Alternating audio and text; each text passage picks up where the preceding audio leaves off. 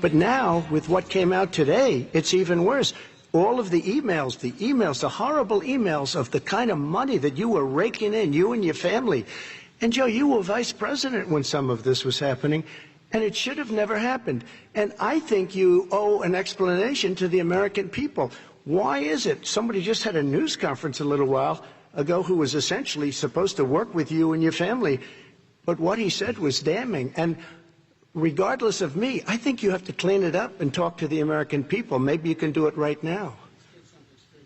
Vice President Biden, you may respond in 30 seconds. And then I do want to follow up on the election security. I have not taken a penny from any foreign source ever in my life.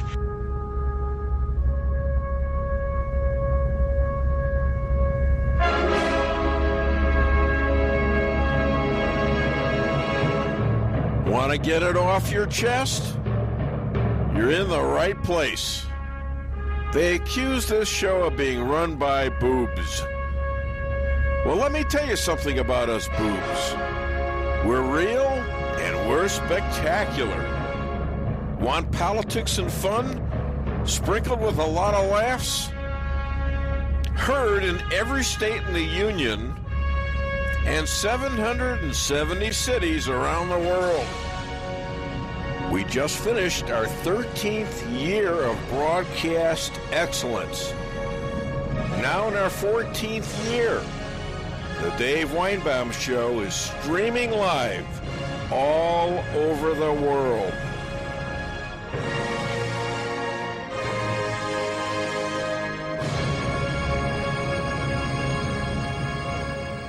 Biden bull rushes the USA and the world into World War III, possibly, a major depression,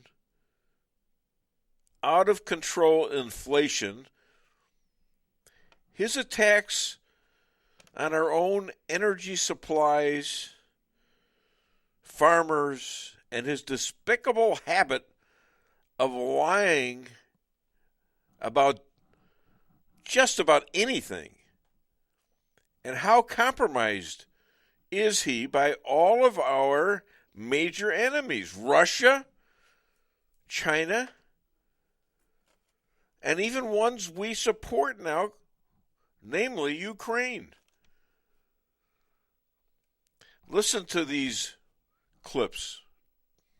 Joe got $3.5 million from Russia, and it came through Putin because he was very friendly with the former mayor of Moscow, and it was the mayor of Moscow's wife. And you got $3.5 million. Your family got $3.5 million. And, you know, someday you're going to have to explain, why did you get 3.5? I never got any money from Russia. I don't get money from Russia. Now, about your thing last night, I knew all about that. And through John Ratcliffe, who is fantastic, DNI, he said the one thing that's common to both of them, they both want you to lose, because there has been nobody tougher to Russia. Between the sanctions, nobody tougher than me on Russia. Between the sanctions, between all of what I've done with NATO, you know, I've got the NATO countries to put up an extra $130 billion, going to $420 billion a year. That's to guard against Russia. I sold, while he was selling pillows and sheets, I sold tank busters to Ukraine. There has been nobody tougher on Russia than Donald Trump. I don't make money from China. You do. I don't make money from Ukraine. You do. I don't make money from Russia. You made $3.5 million, Joe, and your son gave you. They even have a statement that we have to give 10% to the big man. You're the big man, I think. I don't know. Maybe you're not, but you're the big man, I think. Your son said we have to give 10% to the big man. Joe, what's that all about? It's terrible. I believe this was the last debate held before the 2020 election.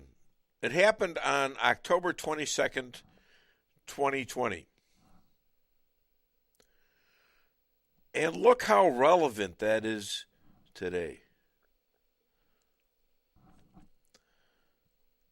Even predictorial counting in the world looked at this corruption. Everybody that was a predator were just smelling the blood. And especially after Afghanistan. A fort there, left by Joe, with the U.S. and friendly Afghans held hostage by the Taliban of whom were in Gitmo and let out, some of them now, instead of going back to terror immediately, well, they're in control of Afghanistan with these American and Afghan hostages. $85 billion of the most modern weapons in history and a whole air base, Bagram, right at the feet of China. Payback, Joe? He sends a judge to the Supreme Court who claims to be on a private school board but doesn't know that 1619 theory, lies, and racist BS are being taught at that school. Her short sentences for child rapists are inexplicable, where she substitutes her condemnation of these criminals and their crimes and then sentences them 50% less on average than prosecutors recommend. While these victims, these children, have their lives taken from them. They know they're all over the internet. They can't go out of the house for fear somebody might recognize them. Shockingly, most shockingly, mainly, she couldn't or wouldn't identify what a woman was. Let's face it, we had one of the best presidents ever, if not the best. And the deep state, the DNC, Hillary, mainstream media, Twitter, and Facebook performed a 6-year coup. Well, Trump just yesterday afternoon announced,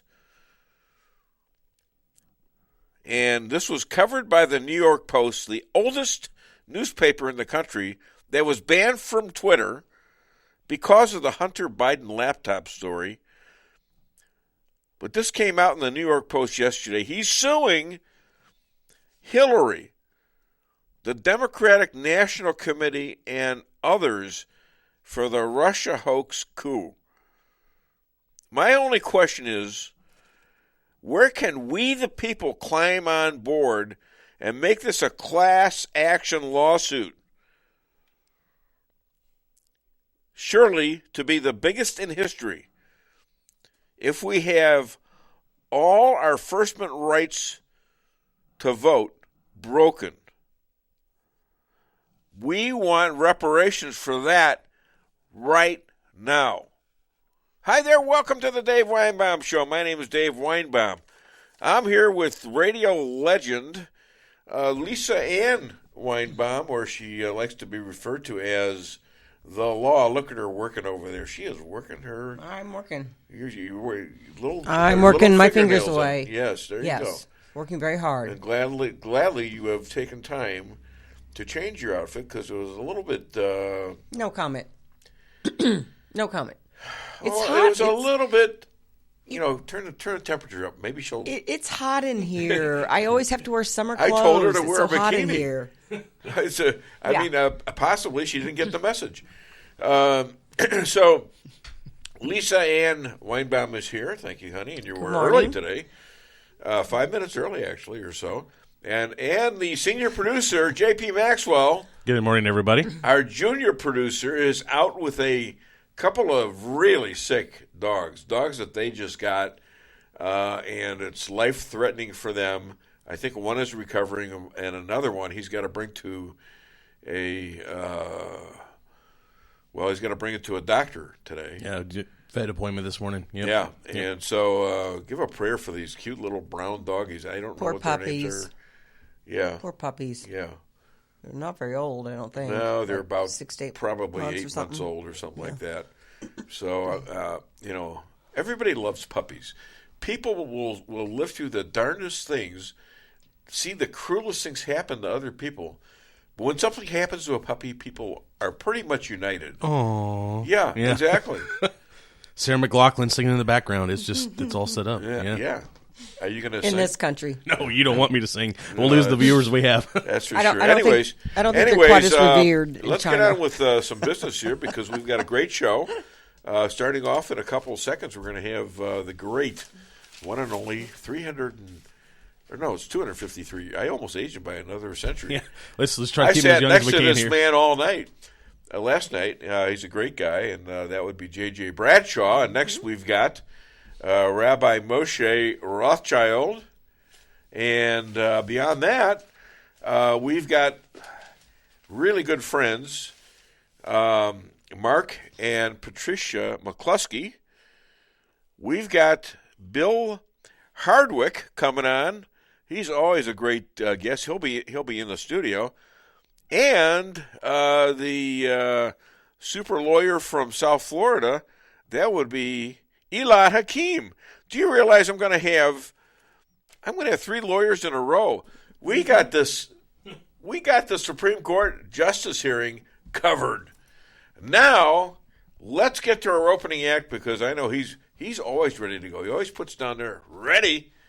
And I got to sit with him last night, and oh my goodness, what is that shiny thing on his head? Mm-hmm. Now, ladies and gentlemen, there's a regular Jew, there's an Orthodox Jew, and then there's the sarcastic Jew. And let's see which one he is because he is wearing a tinfoil yarmulke on his head, and we discussed this last night, and because you don't understand how much knowledge he's got there. 253 years old, almost 353 years of experience. And it's all under that little tinfoil yarmulke there. Please welcome all the way from Rolla, Missouri, John Jeffrey Bradshaw. Thank you, Dave. Hi, JJ. What's up? Or what's under that tinfoil hat of yours? I can ask that now. This is just a teaser, Dave. You don't get to see it for very long, so memorize it while you can. It's very sparkly, though. I like sparkly things. The old tinfoil hat was kind of tall. Imagine a pointed witch's hat. Really? And it got me a lot of attention at Walmart, as you might imagine, because you balance a MAGA hat on top of that. I figured you'd be right. I figured you fit right in. Well, yeah, if I was wearing spandex, I probably would. So there we go. Now we're going to get what cute. I have done is reduce this thing to a yarmulke size. Yeah. I am a Gentile, never been a Jew, but this does kind of hold the knowledge in. And this now, is you sure you're? How are you sure you're not Jewish? Well, do you really want to discuss that on the air? Circumcision has nothing to do with this. How do you know you weren't born of? Are we going to digress that quickly, Dave? I don't think so. Move on. The tinfoil hat is coming off. JP's over here laughing his ass off. Well, good. I'm glad I could cause somebody to have an enjoyable Friday. Yes, obviously you're not enjoying that, but go ahead. You mentioned in your monologue the $24 million lawsuit that Donald J. Trump has filed against Hillary and others. You didn't mention Stork, McCabe, Christopher Steele, the DNC. This thing has got a pretty broad net, and this is a civil suit. It is not a criminal suit. I think this man has enough, at least circumstantial evidence, to win this suit. He has requested a jury trial, which is a good thing, although finding 12 of his peers might be difficult. But the fact that he is suing the DNC, as well as the Clintons and others, tells me some things. That the DNC undoubtedly was behind this whole thing. Hillary doesn't have the brain power to get that done, but there's some folks at the DNC that do. And I think that's where the conspiracy came from. So the fact that the DNC is listed as a defendant in this, I think, is a very good thing. Trouble is, these things are going to grind on for years. We'll have a different Congress by the time this thing gets decided. We may well have a different president by the time this thing gets decided. But the fact that the action is being taken, I think, it bodes well for Donald Trump. He's trying to get $24 million in legal fees back. So one can't say that he is being greedy about this. Right. I think he's seeking some justice. There's some damages that he's wanting too, and we don't know all the fact. I don't know all the facts about this. This just happened like yesterday afternoon. When I was it's about 1 or 2 o'clock, and all of a sudden this thing flashed out there. Now the Drudge, which I still look at, even though it's totally changed from being conservative to being woke, they had a picture of Donald Trump dressed like a godfather, even with the little rose and the lapel, and saying that the case in the District of Manhattan in New York City that was dropped by the AG there, yes, was being run by a couple of Democratic prosecutors who quit, who claim that he's totally guilty. Totally guilty. Now they just convicted this guy as a headline. They left it on all day that Trump, looking like a mafia guy, was guilty, and the DA dropped the case. Yeah. And this was a Democratic DA. Yeah, these folks bailed because they knew that it was not possible to win this thing. Well, he bailed, and the other ones wanted on. They wanted their day in court so they could, once again, continue the after-burial coup of Donald Trump. That's all this is. They want to keep him buried because they know he's coming up. Well, yeah. They will sully him in any way they can. But the fact that that they had folks bail tells me that they knew it was impossible to win this thing. And they want to be reelected. They want to have a career. They don't want to be known as a loser. So better to quit and leave. We mentioned the Trump lawsuit. This is in the Southern District of Florida. I'm curious if Elad has some words about that, since that's. I will be. Don't worry, I'll be asking him. And I've got 3 lawyers on the show. Following you, I've got three lawyers. Can you imagine? And I didn't plan it this way. I mean, I knew I wanted Elad on for commentary, but I just ran into a couple other guys that I like, and sort of forgot that they were lawyers for a moment. And 2 of them are politicians, actually. One in office and one running. So yeah, and who knows about Elad? Maybe someday he'll run. I think it's kind of an interesting coincidence. I'm glad it happened that way. I will be listening. I'd like to hear what they have to say. Can I ask you a question? I need to ask you a question. Shoot. Would you tell me what a woman is? I can tell you what a woman is. There are men and there are women. 2 genders. God assigned them. Made the woman out of Adam's rib. I think there's plenty of biblical evidence to support that. Now, the fact that we have a potential Supreme Court justice that cannot define that causes me some concern, as it should cause you some concern. This is a woman who politically, she knows what a woman is. She knows what a man is. But she's scared to go on record about that because the Republicans are going to rub her nose in it. I'll tell you what the biggest problem from that is that they never figured out, the ones that were, coaching her, that they were going to ask that question, and she froze. Is what happened. Yeah. She froze. You would have thought she would have had an answer to that, wouldn't you? Even the most silly woke person would have some kind of answer for that. Well, exactly. They knew it was coming, didn't they? Did it? I assume you have watched some of the judicial. I did. I watched a lot of it. Yeah.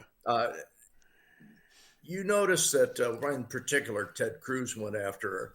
But I saw a pundit the other night on TV, and I don't watch much TV because it's garbage. But this guy, this guy said that she's taken a beating from the Republicans, and this is the same guy that denied that Robert Bork took a beating from Joe Biden way back when. This is the same guy that denied that Brett Kavanaugh got beat up thoroughly by the Democrats in hearings in 2018. These folks are speaking out both sides of this mouth, and this is a very long time CNN person who ought to know better. He lived that history. Listen, JJ, I want to play you a clip talking about exactly what you're saying. Hit it.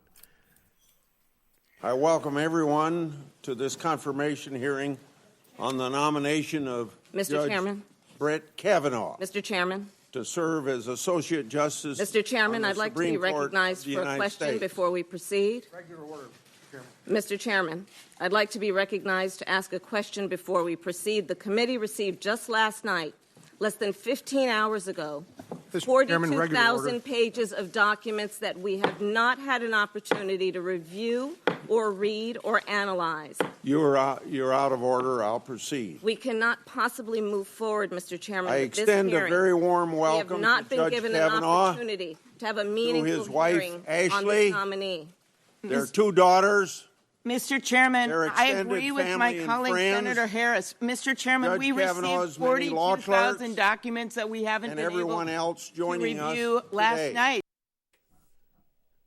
Okay, and there was others that were involved in that too, and they just kept filibustering him, and finally it got done. But still, and you had people in the audience participating, yelling, screaming, and this is how they treated Kavanaugh. They did the same thing to Barrett. They did the same thing to Clarence Thomas, way back. And guess who was the leader of the questioning then? It was Joe Biden. Well, Joe Biden was a senator when Robert Bork was beat up. Yeah, Robert Bork, exactly. So these folks have a rather long history of not paying much attention to the rules. And what they have there is a kangaroo court. You only have to listen to this crap for about 10 minutes, and you shake your head and say, this is garbage. But they have the audacity. They have the audacity to blame Republicans for doing what? Asking a judge about the law. Yes. Okay, sorry, honey, I wasn't referring to you. These were pertinent questions. Pertinent questions, absolutely. Well, what does the definition of a woman have to do with her job as a judge?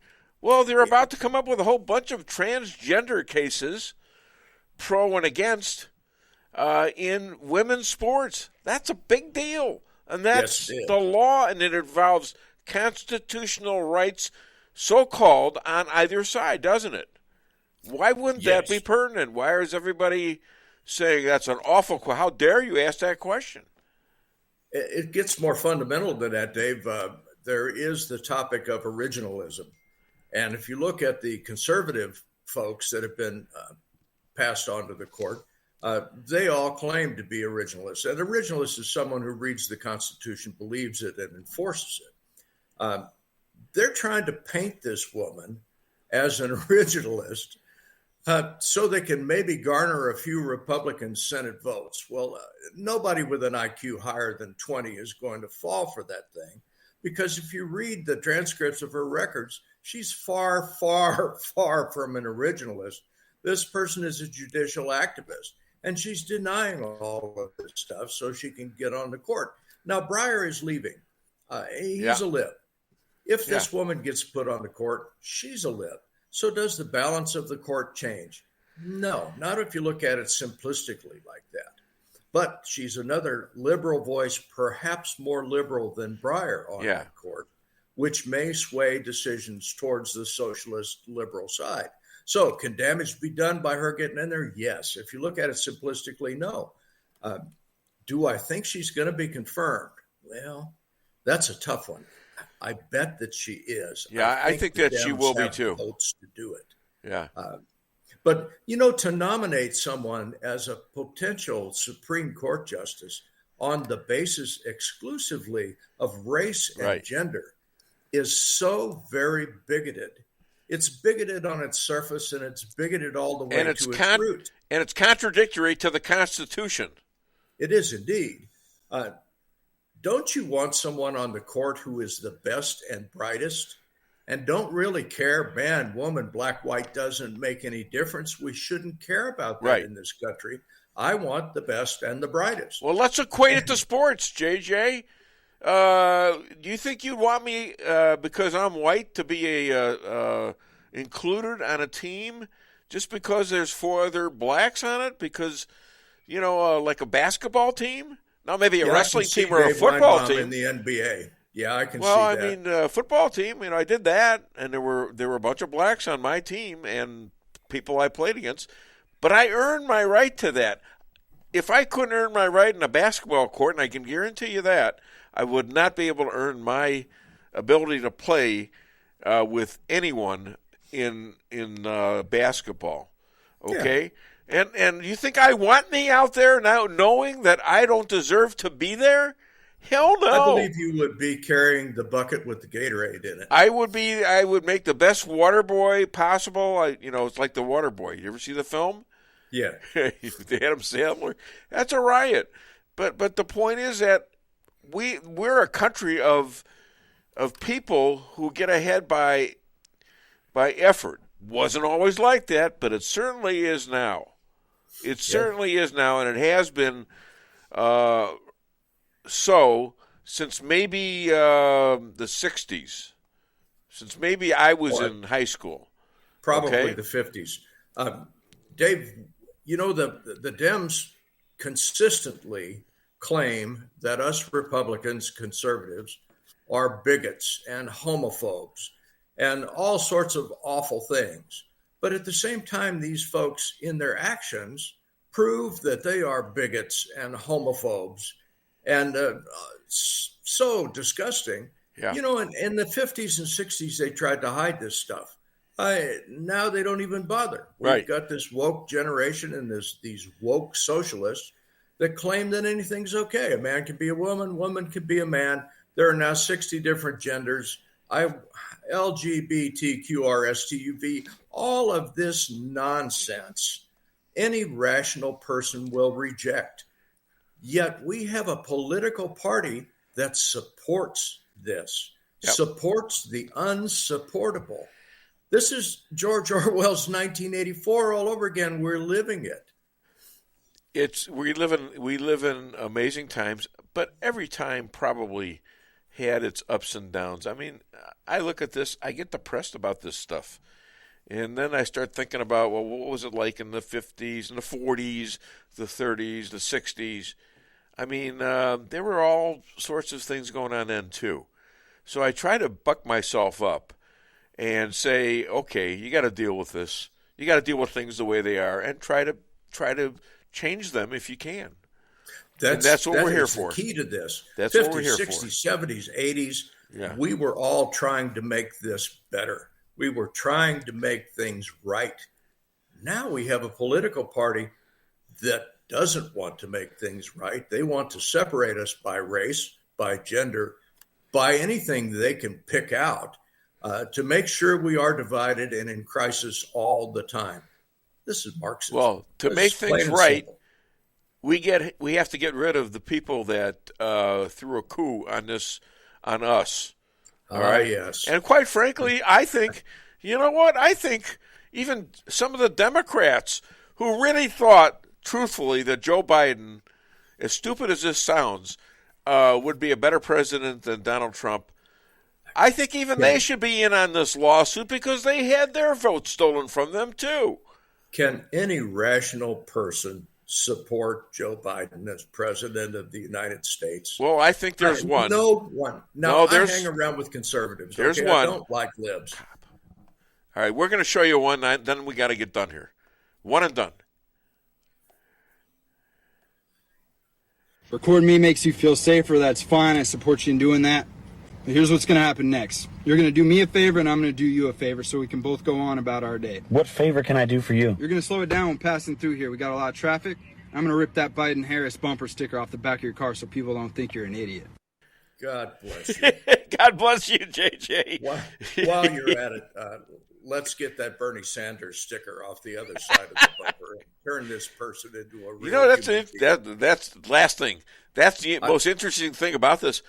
Bernie has not uttered a peep since this war started. It's been a whole month. Bernie is now occupying the basement in Delaware where Joe Biden usually is. They're probably sleeping together. They're probably sleeping together. I got to go, my friend. Love seeing you and your wife last night.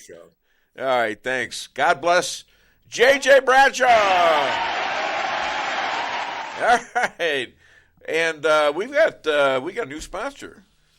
We have Koi sponsor. And how'd that commercial come out? Maybe we can listen to it now. I want you guys, what are you doing? Nothing. I'm sorry. Nothing. You're rubbing my, what are you doing? Are you picking lint off of me again? It was a suspiciously long blonde hair. Well, why would it be suspicious? We know whose it is. It's obviously Gracie, our dog. Sorry, it's mine. Yeah, right. Let's say, take your hat off. You're lying. There you go. No way. No, our dog has long hair. Anyways, you're getting me all screwed up. Don't do this. All right, we're going to take a commercial right now. Spend money with all our sponsors, especially our newest sponsor, Koi. Hit it.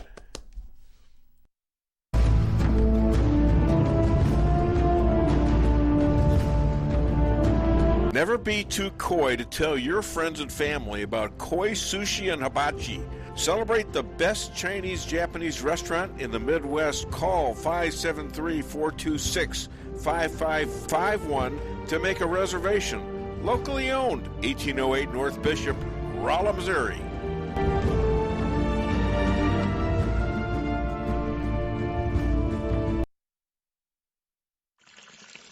Honey, what are you doing?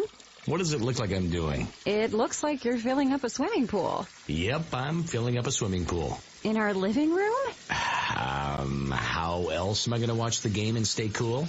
If your AC is on the fritz, call Hartley's Climate Control. Hartley's is the area's best in HVAC repairs, installs, and maintenance. Knowledgeable, honest, and dependable. Serving Rolla and the surrounding areas for commercial or residential needs. Hartley's Climate Control. Community born, community raised, community serving. Call Hartley's Climate Control today at 573-368-3163. Kent's Jewelry does custom engravings for almost anything. Awards, signs, guns, swords, mugs, yetis, and knives. Kent is the premier custom jeweler in mid-Missouri. We have a great staff, the technology, and equipment to create what you dream for, jewelry and engraving. Kent's Jewelry, 907 North Pine, downtown Rolla, 573-364-1030. That's 573-364-1030. Locally owned. We can sum up McDonald's new crispy chicken sandwich in one word. Crispy. But also juicy and tender. Okay, it's crispy, juicy, tender. All one word. But then, also pickle. Oh, and potato bun, which is two words. Okay, we can't sum up our new crispy chicken sandwich in one word, so you'll just have to try it to understand it. Order ahead on the McDonald's app at participating McDonald's. Ba-da-ba-ba-ba. Merrill's Quarry and Asphalt, 40 years serving cities, counties, and everyday businesses with driveways for people who live and work in our little piece of heaven right smack dab in the middle of America. Call 573-578-9101 for your free estimate of rocking, rolling, paving, driveways, sealing, and striping, too. That's 573-578-9101 for your free estimate. Your home is your castle. You don't need unwanted hassles. Don't let those creatures move in to stay. Let us protect your investments. That's what we're all about. Plank termite and pest control will save the day. Plank is locally owned and family operated right here in Rolla, a Google preferred business. Our customer service and your satisfaction is our number one goal. So call Plank today at 368-3333. Plank from out of his control will save the day. At your locally owned Price Chopper, our standards are high because we know yours are. See for yourself what an incredible fresh selection of grocery items we have in store. Talk to our expert meat associates about what you're looking for.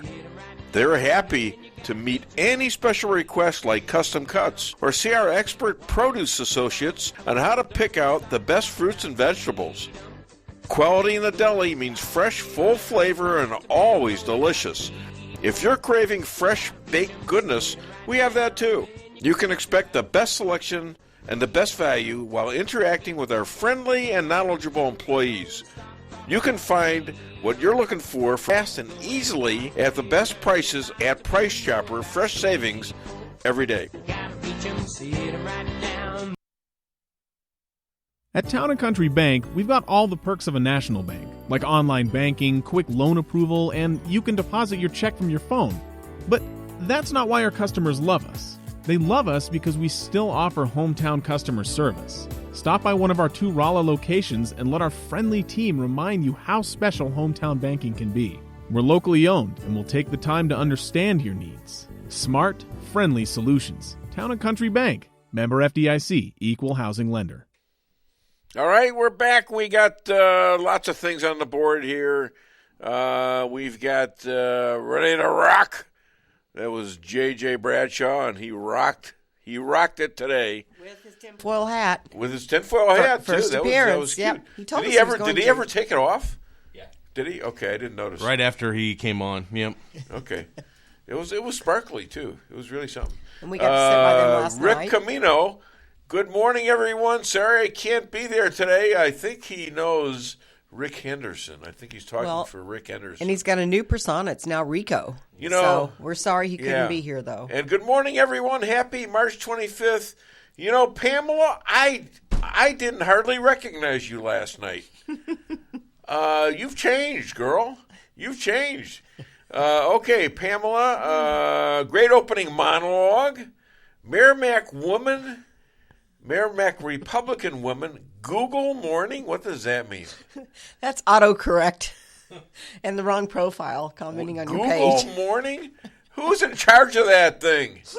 Who the hell is in charge? Shh. Yeah, is there a way? I thought I deleted that. Oh, that was you. Oh, of course. Oh, okay, just a mistake. Leave her alone. All right. Hi, Pam. I didn't recognize you last night. That's from Lisa. See, we both didn't recognize you. It's too bad. Pamela Tanner, the new Supreme Court justice, just can't because she is not a biologist. Oh, yeah. That's why she can't identify I don't understand female. Yeah, woman. I mean, that's really a cop-out. Doesn't it sound like that? We will be able to easily identify the pedophiles in the Senate by the way they vote for the Supreme Court justice nominee, and she's going to get all the votes. We've got a message from my next guest who's going to be on 2 minutes, so I guess he's going to remember. Jackie Mason, they should lower the rims in the NBA for Jews. Yeah! Yeah, we should. You know what?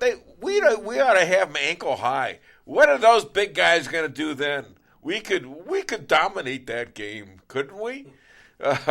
Think about that. Why do they have to have high ones? Why can't they be even underground? You know, where we'd have to. I don't know if they've ever thought of that before. You know, that's a great idea. Maybe we should have mini basketball or something, or minor basketball. We have to mine somehow. I just don't think it's going to stick. Unfortunately, we have to mine for the bucket. Yeah. Why? Well, you know, things that they try over the years, some of them have caught on. Lacrosse, that's a big game. Soccer, you kick a round thing around, and pretty soon you got. That's the biggest sport in the world. Biggest sport in Europe and Asia, and yep. Yeah. All right. Sounding great, looking great. Go team. That's from the official pastor to the Dave Weinbaum Show, Patricia Oden Maxwell. She's also the official mother to the producer of this show, the senior or junior producer. That would be J.P. Maxwell. Good morning, Mom. Now, he's actually the senior producer. Yes, I got it right the first time. Pamela, sorry about the switchola. So that wasn't her last night. Really? Yeah. I had a clue right away. What was that? Well, it looked a lot like her husband. Oh, okay. All right. Sorry about the switchola. Known as Lee from Rothchild. She was under the weather. Okay. Well, he told us a different story. He said you wanted to take care of the ducks. The ducks, yes. Yeah, it was the ducks. Yes. Guys, you get your excuses straightened out. And then he showed us a picture of the ducks. Yeah. All right. Is that it on the?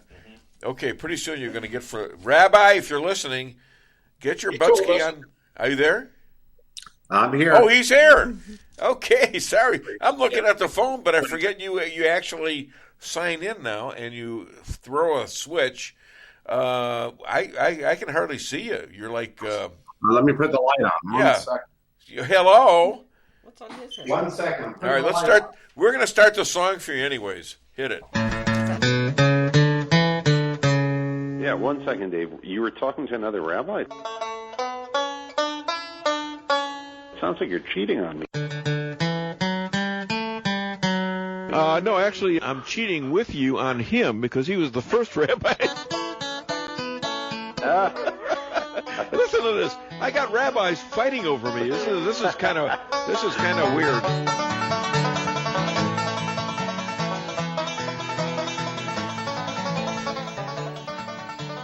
You know, it's even in comedy, it's hard to out-Jew a Jew. So look what we've got now. A rabbi with, I don't know if that's cheese or matzah. Oh, he's got a bigger tinfoil hat. When you sit back, it looks like you got two. Me. So he's got a tinfoil yarmulke on. This could be a new thing, Rabbi. Think about it. Yeah. A tinfoil yarmulke. Coming soon to a store near you. Huh? JJ is starting a new trend. Another scoop on the Dave Weinbaum Show right here. Yeah, your other scoop was you telling us. Was that a sin or what? Well, this is better. It's much more comfortable. Yeah, well, it might keep some of your interesting thoughts where they ought to be in your brain instead of floating out in the air. Yeah. So, anyways, we had a scoop on the show a couple weeks ago when you told me that the state of Israel was negotiating with Zelensky and Putin. Is that right? That's correct. What has come of that, if anything? Well, they continue to negotiate, and Naftali Bennett, our prime minister, has put himself in the middle of that, and. So far, not much has really come of it. I think Putin is using it as a strategy in order to try to demonstrate that he is negotiating while at the same time, he continues to push forward in his attack on the Ukraine. But, Israel has really inserted itself in between Russia and the Ukraine. This week, when there was a terrorist attack in Israel, actually Putin spoke to Bennett and expressed his condolences and his sympathy, which I thought was kind of crocodile tears coming from a guy who's a war criminal. So that was kind of strange. Yeah. In the meantime, we'll see. In the meantime, Russia is negotiating a deal along with Biden with Iran that may destroy Israel. Yeah. Yeah. This deal with Iran seems to be, practically a foregone conclusion. And our prime minister has, essentially thrown up his hands, and there's not much that we could do to prevent this, this train wreck. No better word for it. And they're just pushing forward with this agreement with Iran, even considering moving their Revolutionary Guard off the terrorist list, which would be a disaster. Even the Arab countries are clamoring, and just can't believe that the United States would consider removing, or I shouldn't say the United States, I should say the Biden administration, considering moving the Iranian Guard off the terrorist list. I mean, this is a disaster. I mean, Biden is paving the way for a nuclear Iran, which is a disaster for Israel. It's a disaster for the United States. It's a disaster for the free world. Because I can assure you, if Iran gets a bomb, that means it's going to be in the hands of North Korea. It's going to be in the hands of any terror regime that wants to attack the West. And now, just to make sure that something bad's going to happen, the USA, I believe it's the USA, is offering $1 million to report on Israel human rights violations. Yeah, what is that? I mean, it's just unbelievable. This administration is the most anti-Israel that we've seen in a very, very long time,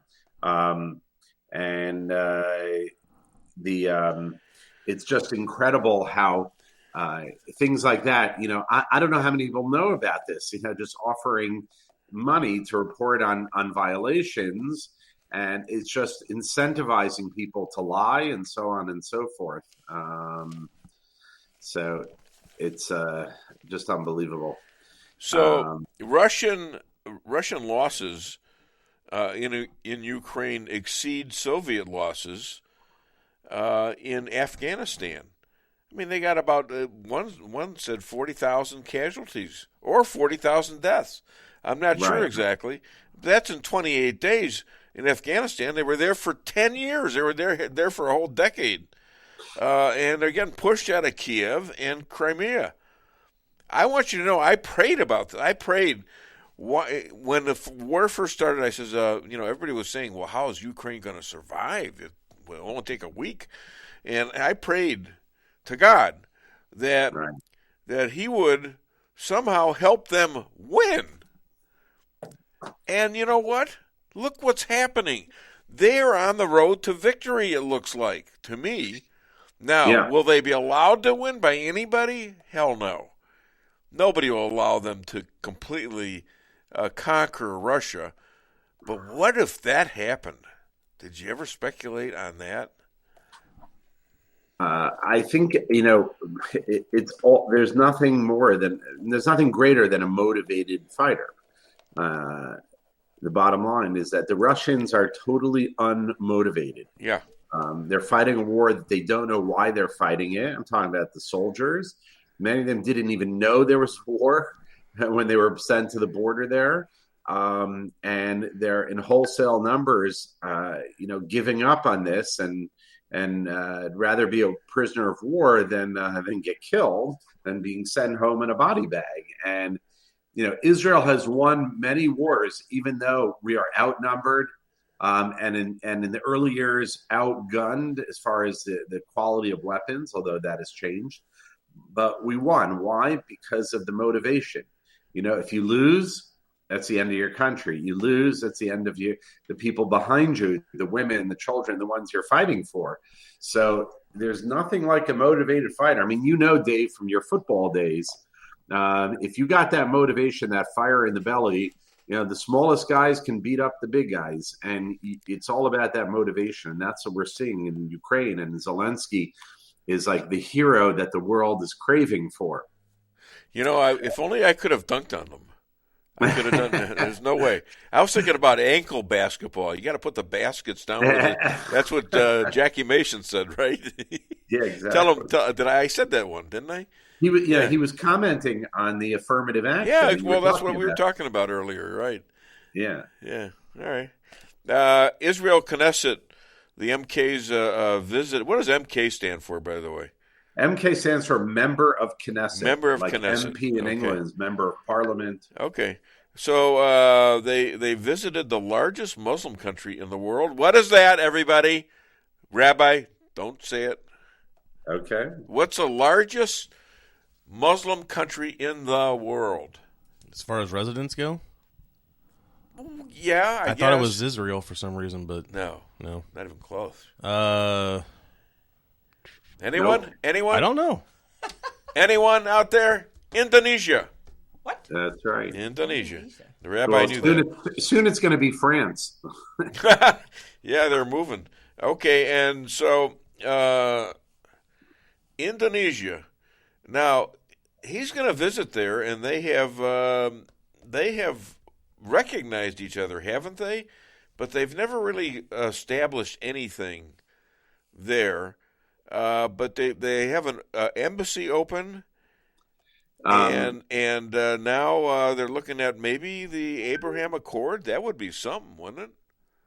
Yeah, that would be extraordinary. Indonesia, like you said, the biggest Muslim country in the world, and that would be extraordinary if there was some sort of more exchange of embassies, even, or represent. It would be just incredible.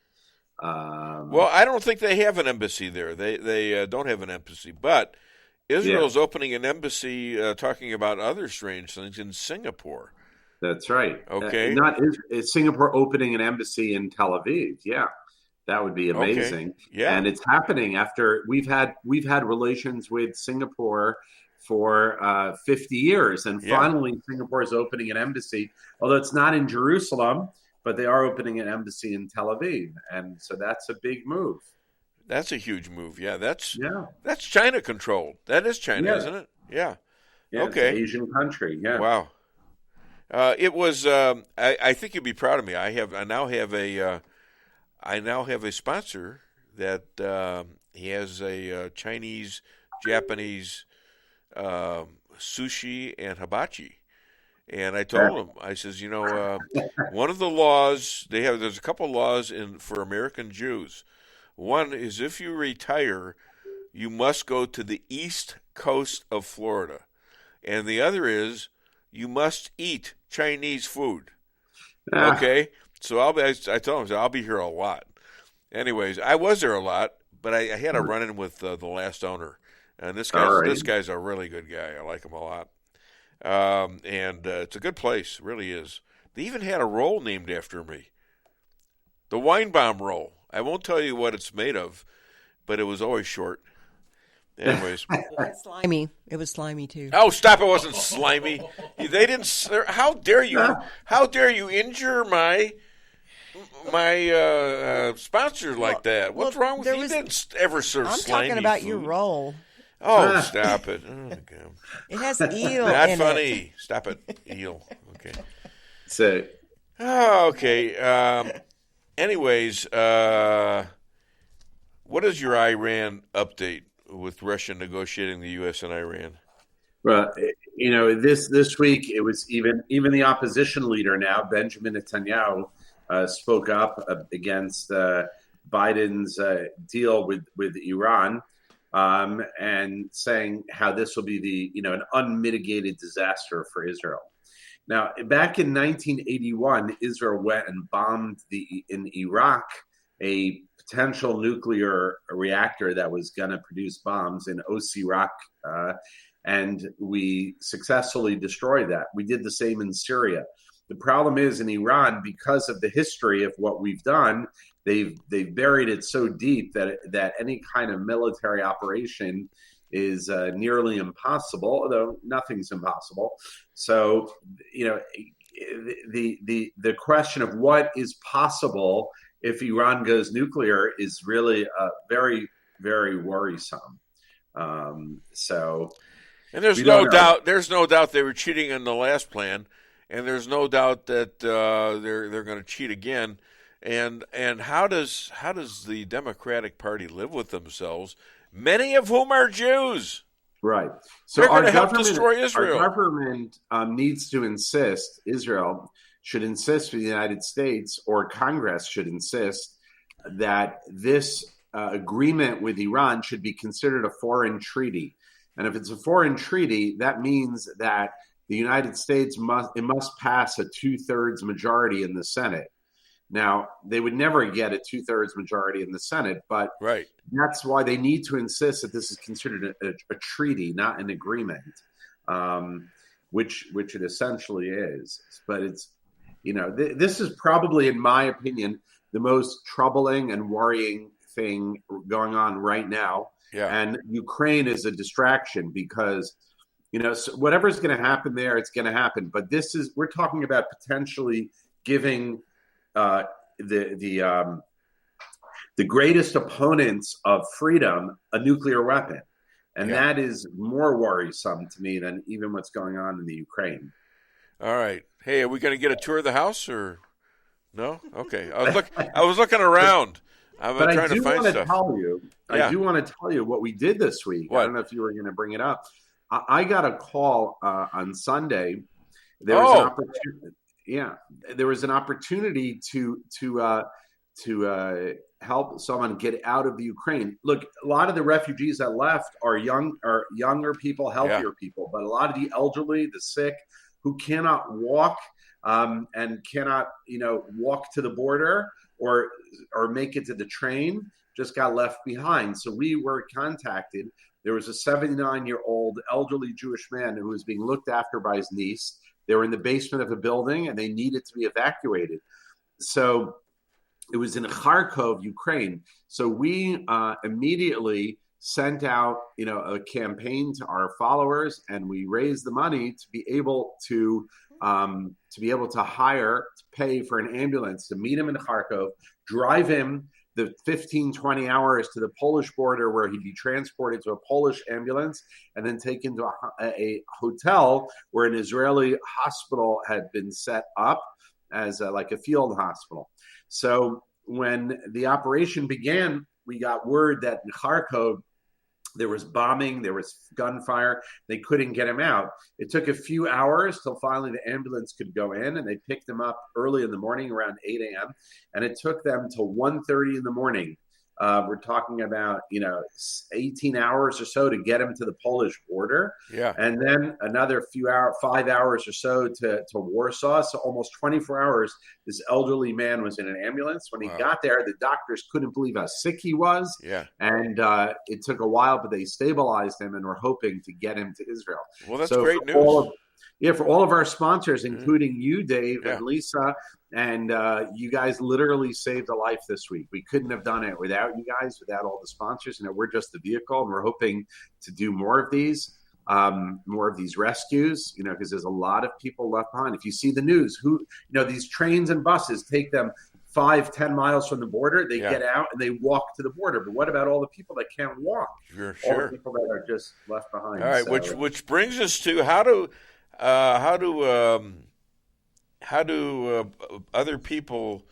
people get a hold of you other than dw.net? Where can people find and contribute? So I would urge you to go to our website, israelalliance.org, and you can make a donation there because we're really doing great work in the Ukraine. And if you want your dollars to go to something good, to really saving the lives of people, it'd be a great place to go. israelalliance.org, or you can go to our Facebook page, facebook.com/Israel Alliance. So we'd love one more question, Rabbi. How do deli owners win? How do deli owners win? Yeah. I give up. They think outside the locks. Okay. That was good. You got applause. A sarcastic. You got applause. He chuckled after going. Well, I'm thinking deli like pastrami and corned beef, not so much lox, but. You ate plenty of lox when you were at my house. That's for darn sure. Yeah, but you're not the Weinbaum deli, are you? We don't have a deli. No, we don't. We're not a deli. We don't have a deli. You thought we were, though. Anyways, Thank you so much. Shabbat shalom, my friend. Hi to the kids and Yonit. You got it. You got it. Thanks. Take care, guys. Bye. All right, Rabbi Moshe Rothchild, ladies and gentlemen. I forgot to mention, he calls from Efrat, Israel, and I forgot to introduce him, didn't I? I forgot to introduce him. Got into a conversation and stuff, which was fine. We were conversing, yes. You didn't even play a song. No, we did. Yeah, we did. Yeah. Oh, I missed it. Yeah, and I meant to mention this, but there's a picture of him on my Facebook page. With people don't know what Purim is, and it's I had questions myself, but it's sort of like Halloween. Kids and everybody dresses up in costumes. And I think they eat a bunch of stuff and they get drunk and stuff. Not the kids, but the rabbi was dressed up as a sumo wrestler. Okay. I remember seeing that photo. That was funny. Yeah, that was good. That was good. Man. So go to my Facebook page. My name is Dave Weinbaum, by the way, if you don't know. And you can see the picture of the rabbi and all his kids and his wife. And they're all dressed as like Queen Esther or the king of it wasn't Iran then, it was something else. Babylonia, was that it? I don't remember. I think it was Babylonia. And if I remember right, one of our guests coming up later, Elad, had a kind of a quote relating to costumes and all that on his Facebook, if I recall, this week. Yeah. And well, he's a religious Jewish guy. Yep. I don't know how I go and get all these Jewish guys on the show. I never intentionally did that.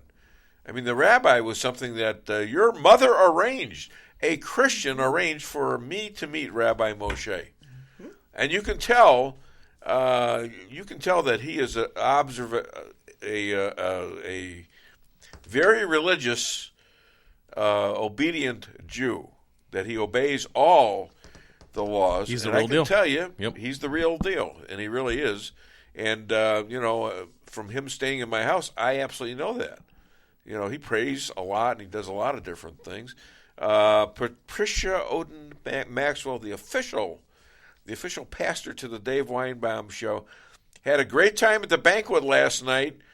Now, this is the Pregnancy Resource banquet, and we had a great turnout, much better. It's post the first one we've had in 2 years, and I think we did okay even with the crazy world now. We had a real nice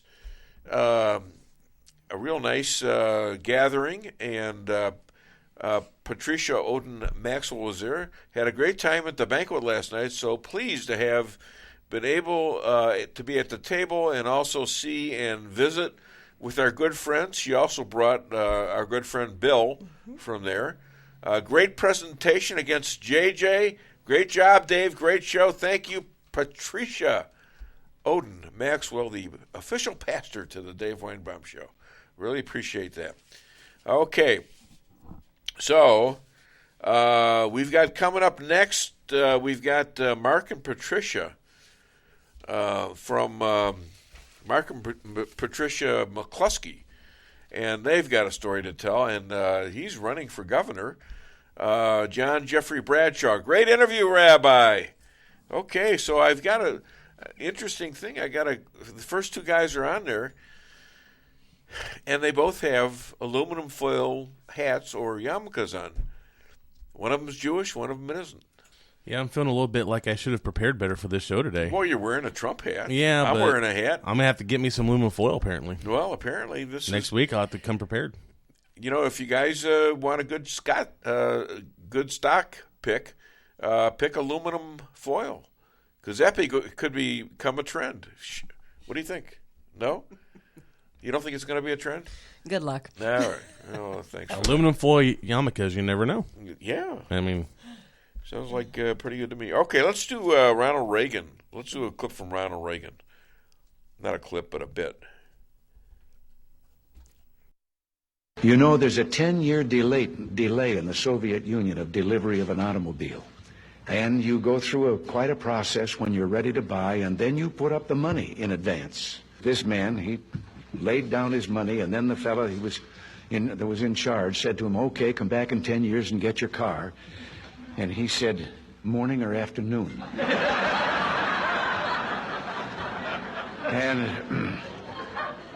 And the fellow behind the counter said, well, 10 years from now, what difference does it make? And he said, well, the plumber's coming in the morning.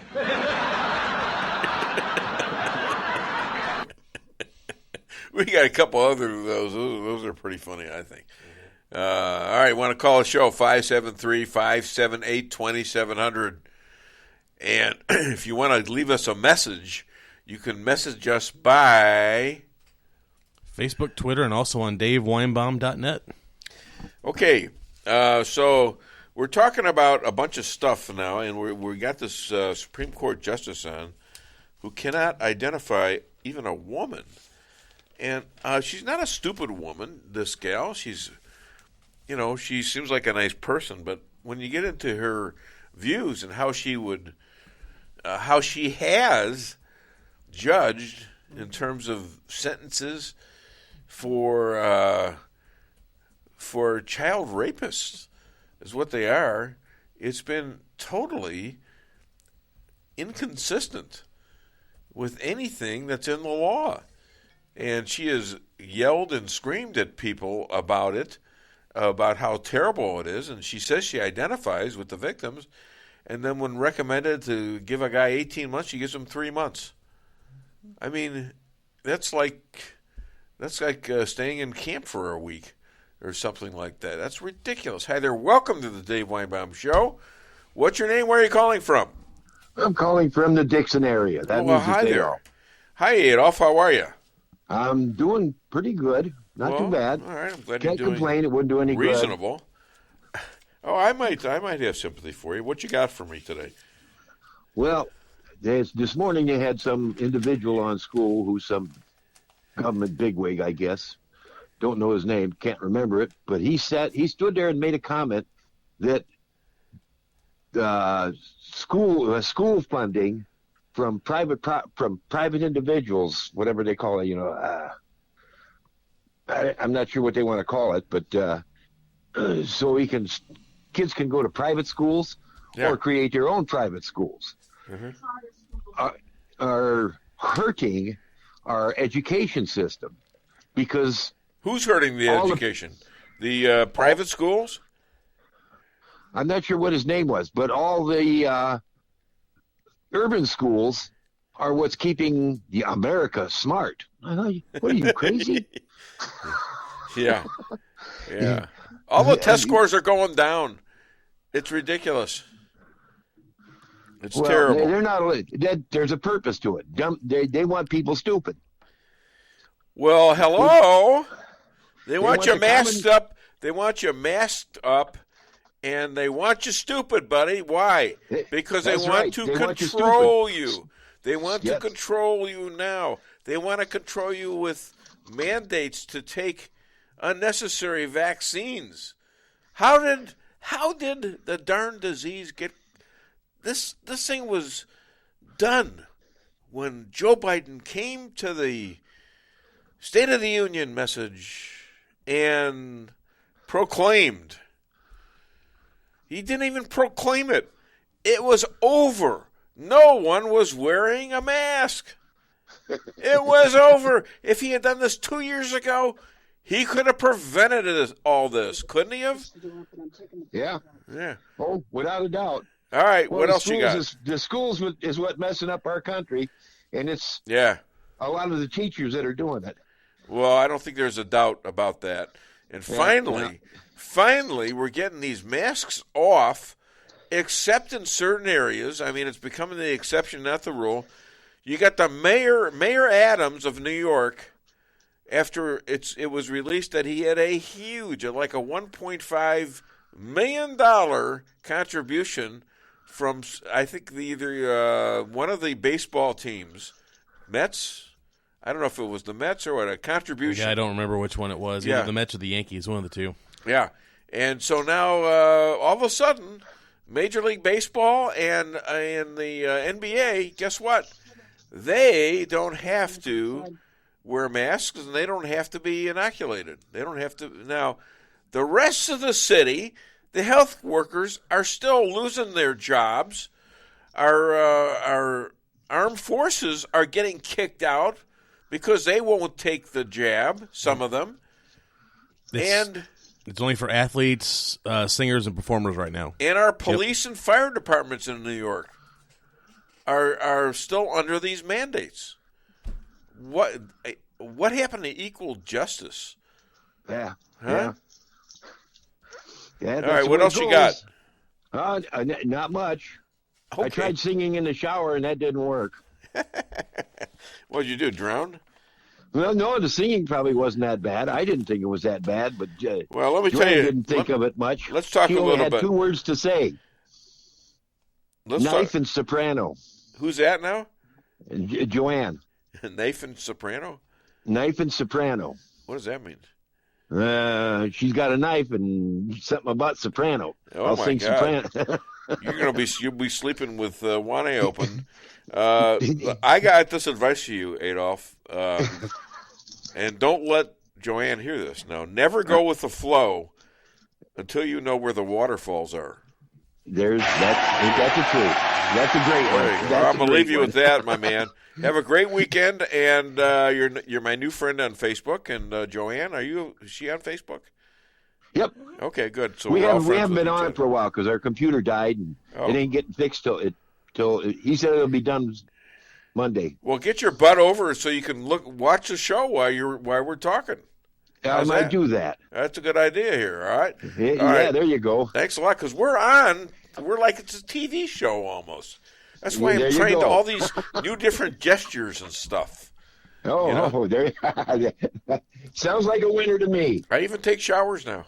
So what the hell? Anyways, thanks a lot, buddy. Thank you for that, by the way. Really appreciate it. Have a great one. Thank you. Yes, I always took showers. Bye. All right. Have a great weekend. Bye, Joanne. All right. We got a couple minutes now until the McCloskeys come on. Let's do let's do 11 and 12 of the clips. All right. There you go. Was put through a phony witch hunt for 3 years. It started before I even got elected. They spied on my campaign. No president should ever have to go through what I went through. Let me just say this. Mueller and 18 angry Democrats and FBI agents all over the place spent $48 million. They went through everything I had, including my tax returns, and they found absolutely no collusion and nothing wrong. $48 million. I guarantee you, if I spent $1 million on you, Joe, I could find plenty wrong. Because the kind of things that you've done and the kind of monies that your family has taken, I mean, your brother made money in Iraq, millions of dollars. Your other brother made a fortune, and it's all through you, Joe. And they say you get some of it, and you do live very well. You have houses all over the place. You live very well. Vice President Biden, there have been questions about the work your son has done in China and for a Ukrainian energy company when you were vice president. In retrospect, was anything about those relationships inappropriate or unethical? Nothing was unethical. Here's what the deal. With regard to Ukraine, we had this whole question about whether or not, because he was on the board, I later learned of a Burisma, a company, that somehow I had done something wrong. Yet every single solitary person, when he was going through his impeachment, testifying under oath who worked for him, said, I did my job impeccably. I carried out U.S. policy. Not one single solitary thing was out of line. Not a single thing, number one. Number two, the guy who got in trouble in Ukraine was this guy trying to bribe the Ukrainian government to say something negative about me, which they would not do and did not do because it never, ever, ever happened. Remember Joe Biden in his tape sitting with a bunch of guys, 5 or 6 guys, telling the story about he went to the Ukraine and told, I think it was the vice president, that if he doesn't fire the prosecuting attorney who was investigating Burisma and his son, who was making like $80,000 a month from something he absolutely knew nothing about. Do you remember when he said that I want this prosecutor fired? And the other gentleman from Ukraine said, well, I want to talk to President Obama. And Biden said, well, here's the phone. And all I want to tell you is this. If you don't fire that prosecutor within the next hour, you will not get the $1 billion of United States aid that was promised you. That's in a movie. We could find it anywhere. Google it. Maybe not Google because they're hiding it, I'm sure. and maybe DuckDuckGo, okay? But you can find it. All right. So are we with the McCloskeys now or no? Just waiting for them to call. Okay, that's fine. All right. Well, did you send them a thing? There it is. There we go. Okay, ladies and gentlemen, we have our next guest on. We're going to play a little song for them, and then we'll talk to them. Hit it. We are the champions, my friends. And we keep on fighting Till the end. We are the champions. We are the champions. Oh, my God, I did a solo. All right, this man and his wife, Patricia, were both, they're both St. Louis lawyers, and their house was invaded in 2020 by a horde of Black Lives Matters, and this at their very home. And it was led by Congresswoman Cori Bush. And they stood out and defended their home with arms, as is in the Constitution. Well, now he's a candidate for the United States Senate. Please welcome to the Dave Weinbaum Show again, Mark and Patricia McCloskey. I like the soundtrack. You like that? Yeah, but don't try a career as a cappella singer, okay? Wait a minute. I know. I'm working on it. Okay, just for that, play Ivermectin. Okay, now you're going to be really punished. Oh, no. Hit it. Oh, no. Sing along now. Ivermectin. I take it by the pill. Ivermectin. The pandemic, it will chill. Ivermectin. I let it take its course. Ivermectin. Now I'm neighing like a horse. All right, and you don't think I have any talent, do you? Is that what you're trying to imply, sir? Madam? All right, so I don't understand. Some people say it works. Other people, say, nah. So what's the difference in calling someone a white supremacist and the N-word?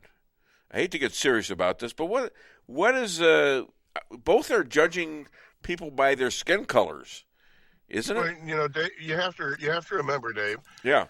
That today, being a racist is defined by treating everybody equally, and the only way you can be a non-racist today is by identifying everybody by their race and treating them differently. And so the new definition of racism is equality, and the new definition of anti-racism is racial discrimination. Yeah, that's pretty confusing, ain't it?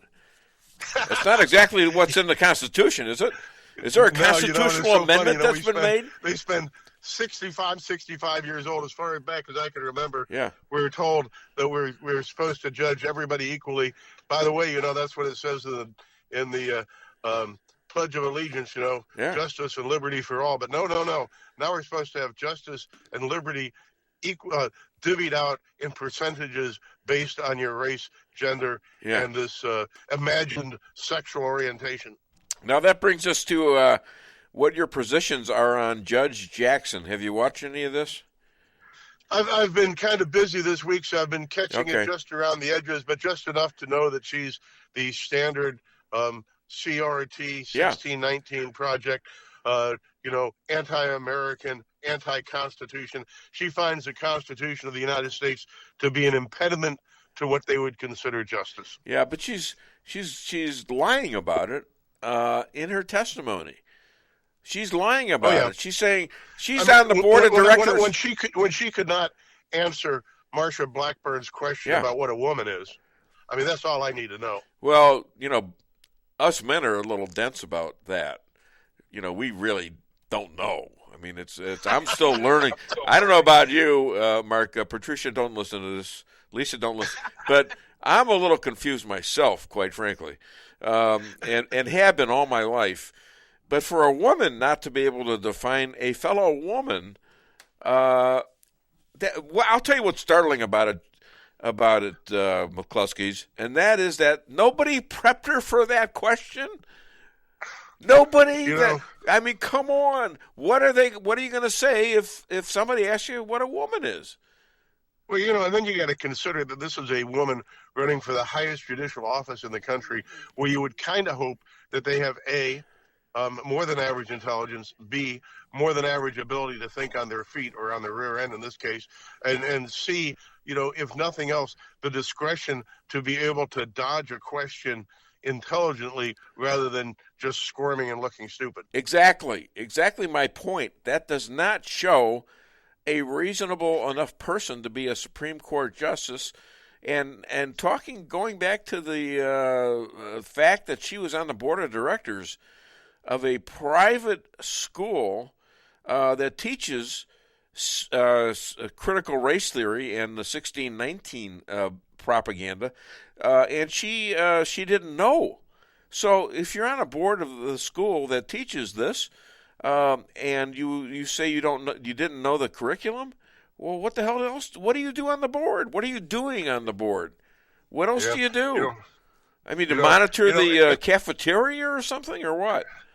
Well, I was the first lawyer in the country to sue a school over critical race theory, and all the people on the board and all the people who are the administrators of the schools. Well, we don't teach that. It's not part of our criteria until you actually look at the books and the criteria and the curriculum, and you see that everything is critical race theory and everything is anti-white bias. It's it's a common dodge. What did they say at the Nuremberg trials, right? Gee, I didn't know. I was just following directions. Yeah, exactly. Following orders, yeah.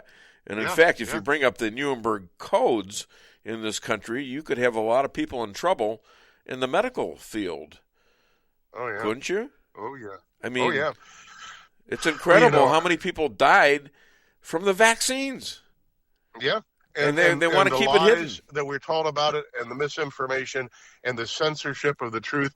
And there are guys like Dr. Peter McCullough and Dr. Richard Bartlett that were out there preaching pre-hospitalization treatment for COVID, saving thousands of lives, and their reward for it is trying to get their privileges taken away from them, their licenses taken away from them. Our buddy here in town, Dr. Eric Naputi, who had the gall to say that you ought to try, vitamin D and zinc to improve your immune system, getting prosecuted by the federal government and fined millions of dollars for telling the truth.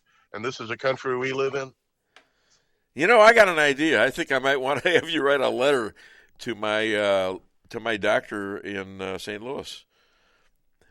I'll talk about it later with you, because that guy. Well, as long as it's not your proctologist, I'll do just fine. Yeah, well, I have a big red finger that I use to direct traffic, and I get everybody out there saying, "What's with the big finger?" I said, well, I've never heard anybody comment. I've been doing this for years, like 20 years. Okay. And so then I have to tell him, I said, look, I got tired of my proctologist poking me with this, so I stole it from him, but I washed it first. I washed it, trust me. Okay. I tell people that in the drive-thru. Okay. I'm very popular out there, as you can tell. Anyways, first of all, let's get back to the judge, because I do want to talk about this thing about her and these child molesters, these child rapists out there that are collecting these pictures of them, and somehow, because it's on the internet, and it's like, so it goes, thousands and thousands and thousands of times faster than by snail mail. Somehow they're using this. She uses that to cut their time served. Yeah. Well, how does that make sense? If you can steal more money from the bank by digitally accessing people's bank accounts, the more money you steal, the less time you should serve. How does she make sense of that?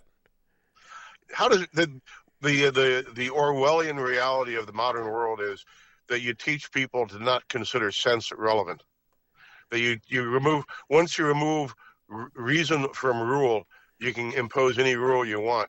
And that's the goal of all this, to force people to acknowledge things which they know make no sense, but obey them anyway, like wearing cloth masks, like pretending there's things called transgender athletes, and all these kinds of things. It's just teaching the population to agree with things that their minds tell them are complete BS, but you're forced to agree with them anyway, because otherwise you'll be ostracized and your life is over.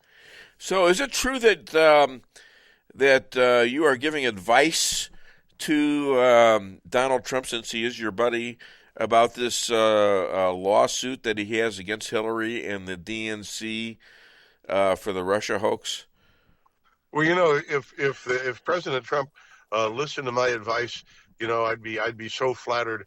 But I'm a fly speck on the rear end of the world compared to Donald Trump. So although I wholeheartedly support just about everything, I'm not like my wife. My wife thinks she's Donald Trump's mom, that he can do absolutely no harm no wrong under any circumstances.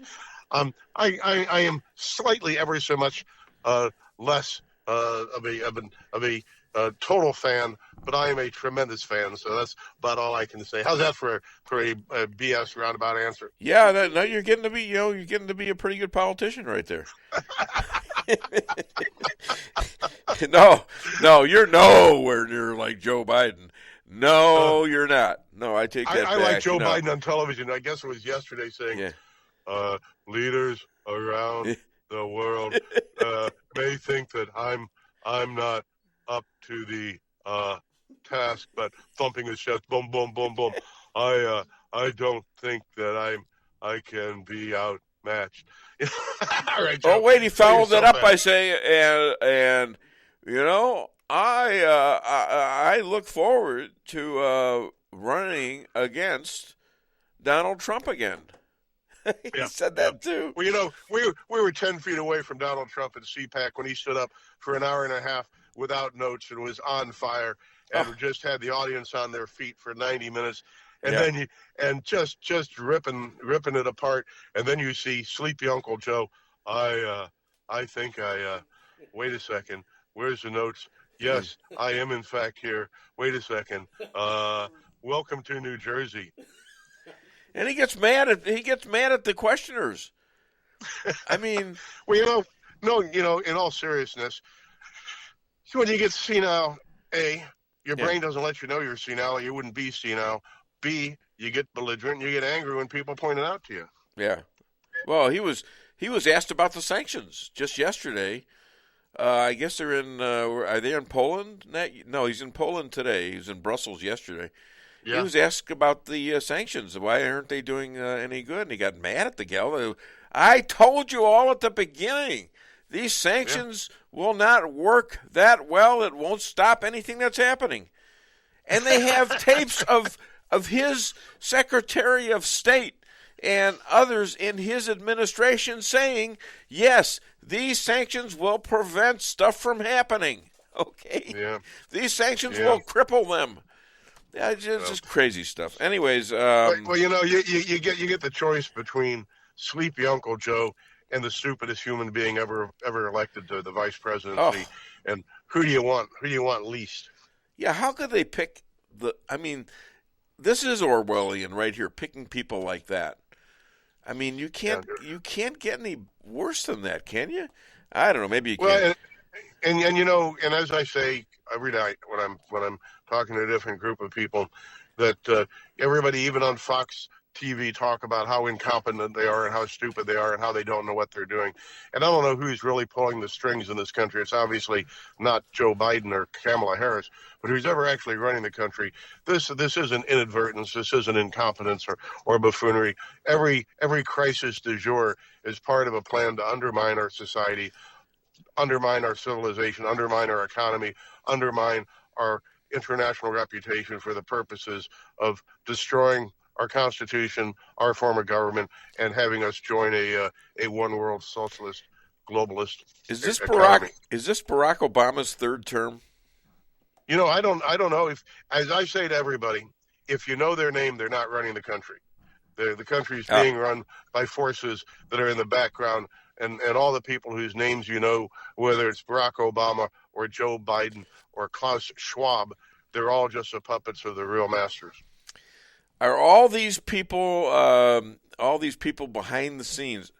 I prayed that that Ukraine, when the worst parts of the war, like the first week or so, I prayed to God, don't just save them, let them win, help them win somehow. So will the people behind Joe Biden allow Zelensky to beat the Soviet Union, Russia, and depose Putin? I don't know the answer to that, but I can tell you this, that everything that tends to destabilize the world and make things worse for Americans, for example, the wheat supply of Ukraine, the cost and availability of fertilizer now that this planting season in this country, the cost of fuel to run the tractors. You imagine the prospect of food shortages in the breadbasket of the world, in the United States of America. But those are the real goals. That's the real intended outcome of the conflict in Eastern Europe. And the warmongers, the people that find nothing but political advantage and economic advantage in warfare, would love to see it escalate.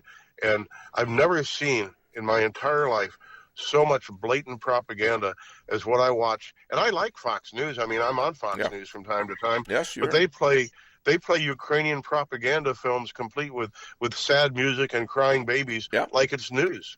Yeah, they do. They do. I wrote a note the other day to one of the anchors on Fox saying, this is a new low in American journalism when they played that minutes-long Ukrainian propaganda film in the middle of Zelensky's address to Congress, complete with all the sad music and the, I expected to see Kirsten Dunst with a kitten crossing a bridge. Okay. All right, let's ask. I want to ask you about the New York Times claims that the New York Post devastating Hunter Biden laptop was legit 2 years after it's been banned, and it's been testified by all of our intel leaders that it was false. Now the New York Times claims that this was true and that Hunter Biden's laptop is a legitimate story, which pretty much tells the corruption about Joe Biden. Well, and just think about this standard game plan, right? The Russia collusion, and then you've got Donald Trump saying, "Look, the Hillary Clinton campaign has been spying on me and tapping my offices and all this kind of stuff." Well, so then once all the lies have been spoken by the traditional media, and President Trump has been undermined by all of it, and the Washington Post or the New York Post article on Hunter Biden's been banned, and the election's over, then 2 years later they say, "Oh, I guess we really were spying on you. Oh, I guess Russia really was a hoax. Oh, I guess Hunter Biden laptop is true and real," and yet do so at a time when it's too late for it to reverse the election or to keep Joe Biden out of office, and 2 years before the next set of lies they're going to start for the next election. And that makes that really does makes our whole justice system totally ineffective. Well, think about this. Think about James O'Keefe and Project Veritas's offices being kicked in and ransacked by the FBI so that they could get back what was allegedly Joe Biden's daughter's diary. Right. Is there some crime involved in that? Is there some issue of national importance where the FBI would have some right to kick in news media doors and ransack? And by the way, it now turns out that they were eavesdropping and wiretapping James O'Keefe's text messages and computers for 8 months before the Biden diary issue even occurred. This is a gosh darn Soviet Union or the Chinese Communist Party, where we have allegedly the national law enforcement entities of a supposedly free republic spying on secretly, filing false affidavits, filing secret subpoenas, getting big tech to cooperate with invading the rights of private citizens, and news sources in the United States of America. I mean, this is nothing more than the FBI and the Department of Justice being the KGB and being the enforcement arm of the administration. It's shocking to a level where if the average person understood it, they could no longer have any faith in this being a free country. Well, so true. How's the campaign going? Well, we're hitting everything we can possibly hit. We're knocking it out of the park. Last night we were up in, where the heck were we last night? We were in Warrensburg, had 300 people. The Senate candidates, only Vicky Hartzler and I were there. But I think that in the last week we've done maybe 15 county Lincoln Reagan Day dinners. We're doing St. Charles County tonight. We are doing tomorrow Marion, Rawls, Monroe, Shelby, Pike County, Lewis County, Adair County. And then on Sunday we've got a big event down in Arnold Park. So we're talking to as many human beings as possible. And my message is always the same, that this is the last chance to save this country, to pull back our freedoms, to restore the Constitution to being the core of American politics rather than what the left thinks of it as an impediment to equity. And that if we don't win this election, we're doomed. And everybody else who's talking about the other candidates, all the traditional establishment types are talking about how, well, I've introduced this legislation and we're holding these hearings. Well, ladies and gentlemen, it's too late for politics as usual. It's too late for politicians as usual. If we're going to have to save this country, we've got to send somebody up there who's not afraid to stand up and risk everything, your life, your fortune, your reputation, to tell the truth and just stand up for the American people and the Constitution and save this country. I need to stand up and salute. Wait, there's the flag. I'm saluting. Okay. Hey, there you go. And the crowds. Oh my gosh. Okay, down everybody. Listen, I got to do a show here. Other than DaveWeinbaum.net, where can people find and contribute to you? McCloskey for Senate, FOR McCloskey for Senate. That's our current website. You can and by the way, we don't have any billionaires dumping millions of dollars into our super PACs. What we have is just ordinary citizens donating. We get people with 3/4 taped to their reply envelope. I mean, these are the folks we represent. But we need as many folks out there. If you want to save this country, if you can chip in $10 or $20 or $100, we need every penny we can get. We are going to the traditional candidates are going to have millions and millions of dollars to dump into a barrage of TV advertising in the last couple of weeks to try to convince you to vote for the status quo. And they're going to claim that they're the fighters and they're the outsiders. But I mean, we're doing a forum in Joplin 2 weekends ago, and I'm up there with all the other candidates. And in our 1 minute closing, they said, tell us what distinguishes you from the other candidates. And I just went down from left to right next to me. 12 years in politics, 12 years in politics, 17 years in politics, 27 years in politics. Einstein's definition of insanity is doing the same thing over and over again and expecting a different result. Love it. Love that. Hey, Lisa told me, Mark and Patricia, Lisa told me to stop singing I'm a Believer by the Monkees. I thought she was kidding. No. I'm a believer. But then I saw her face. She was going to step in and stop me in the middle of that. Oh, yes, my I was. gosh. Yes, you were. Yes, oh, my goodness. That was a good football stiff arm you gave her. I saw. I didn't touch her, but, I sort of held up my hand, the palm of my hand, said, no, you can't interrupt the joke. Hey, you guys are great. Wish you the best of luck. And you're great guests. And thank you so much for being a star on the Dave Weinbaum Show as well. Well, thank you very much, Dave, for having us on. It's always fun. All right. Thanks. Bye, Patricia. Thank you. Bye-bye. Thanks for fun. Bye-bye. Thanks for being on. Okay, wow. All right. They are hitting it hard. Yeah. That is I got to help them. An intense schedule. I got to do something for them. Yeah, absolutely. So, all right, listen, let's do another set of commercials. Remember, I got a new sponsor here today. Koi. Go see them.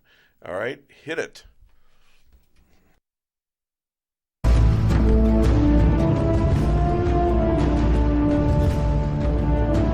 Never be too coy to tell your friends and family about koi sushi and hibachi. Celebrate the best Chinese-Japanese restaurant in the Midwest. Call 573-426-5551 to make a reservation. Locally owned, 1808 North Bishop, Rolla, Missouri.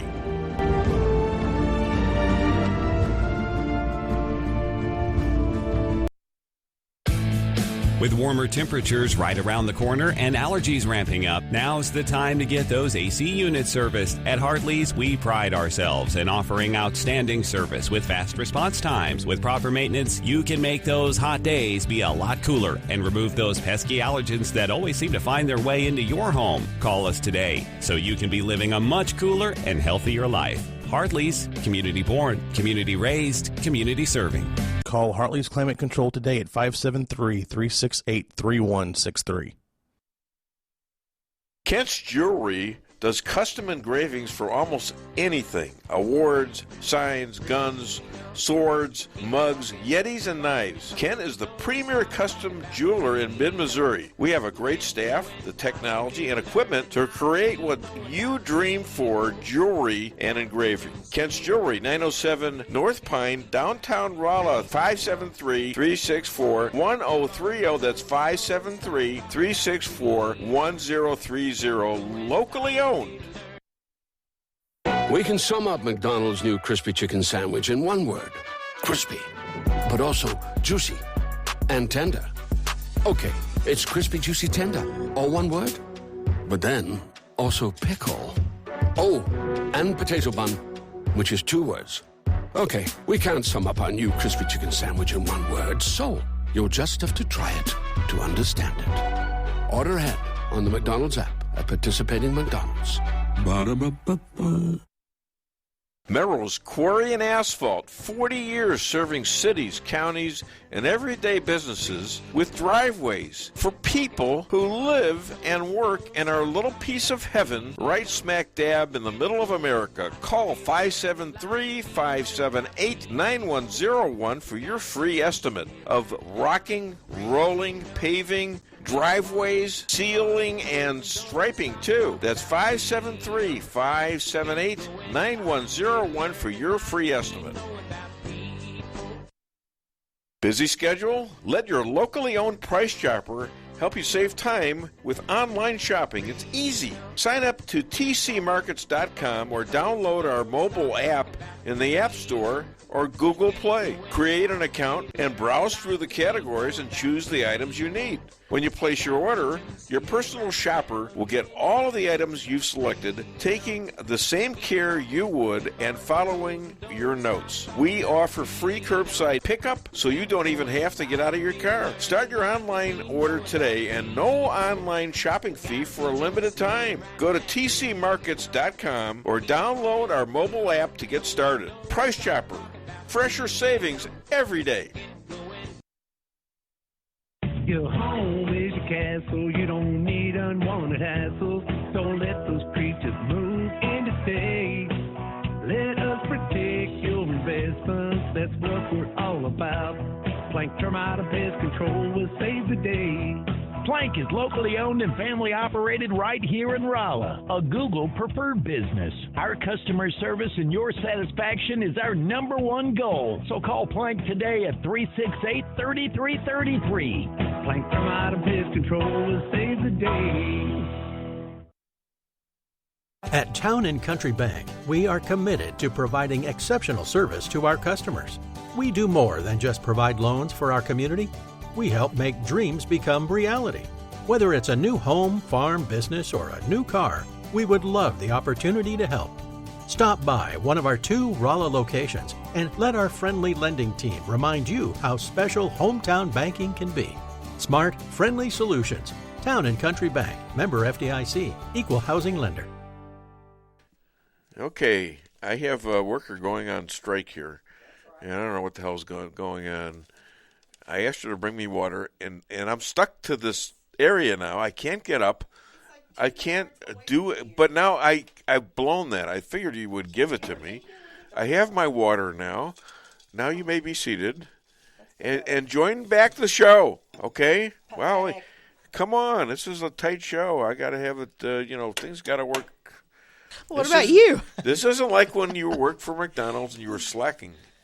Okay, I was a good employee. All right. You'd remember me if I wasn't. Ow! I didn't see that coming. We've got the clip of where to send the money, the link, I should say, where to send money to McCloskey, and I'm going to send him something. I got to do that. So, and all they have to do is click that to go right to their page, and they can donate from there. Okay, that'll be great.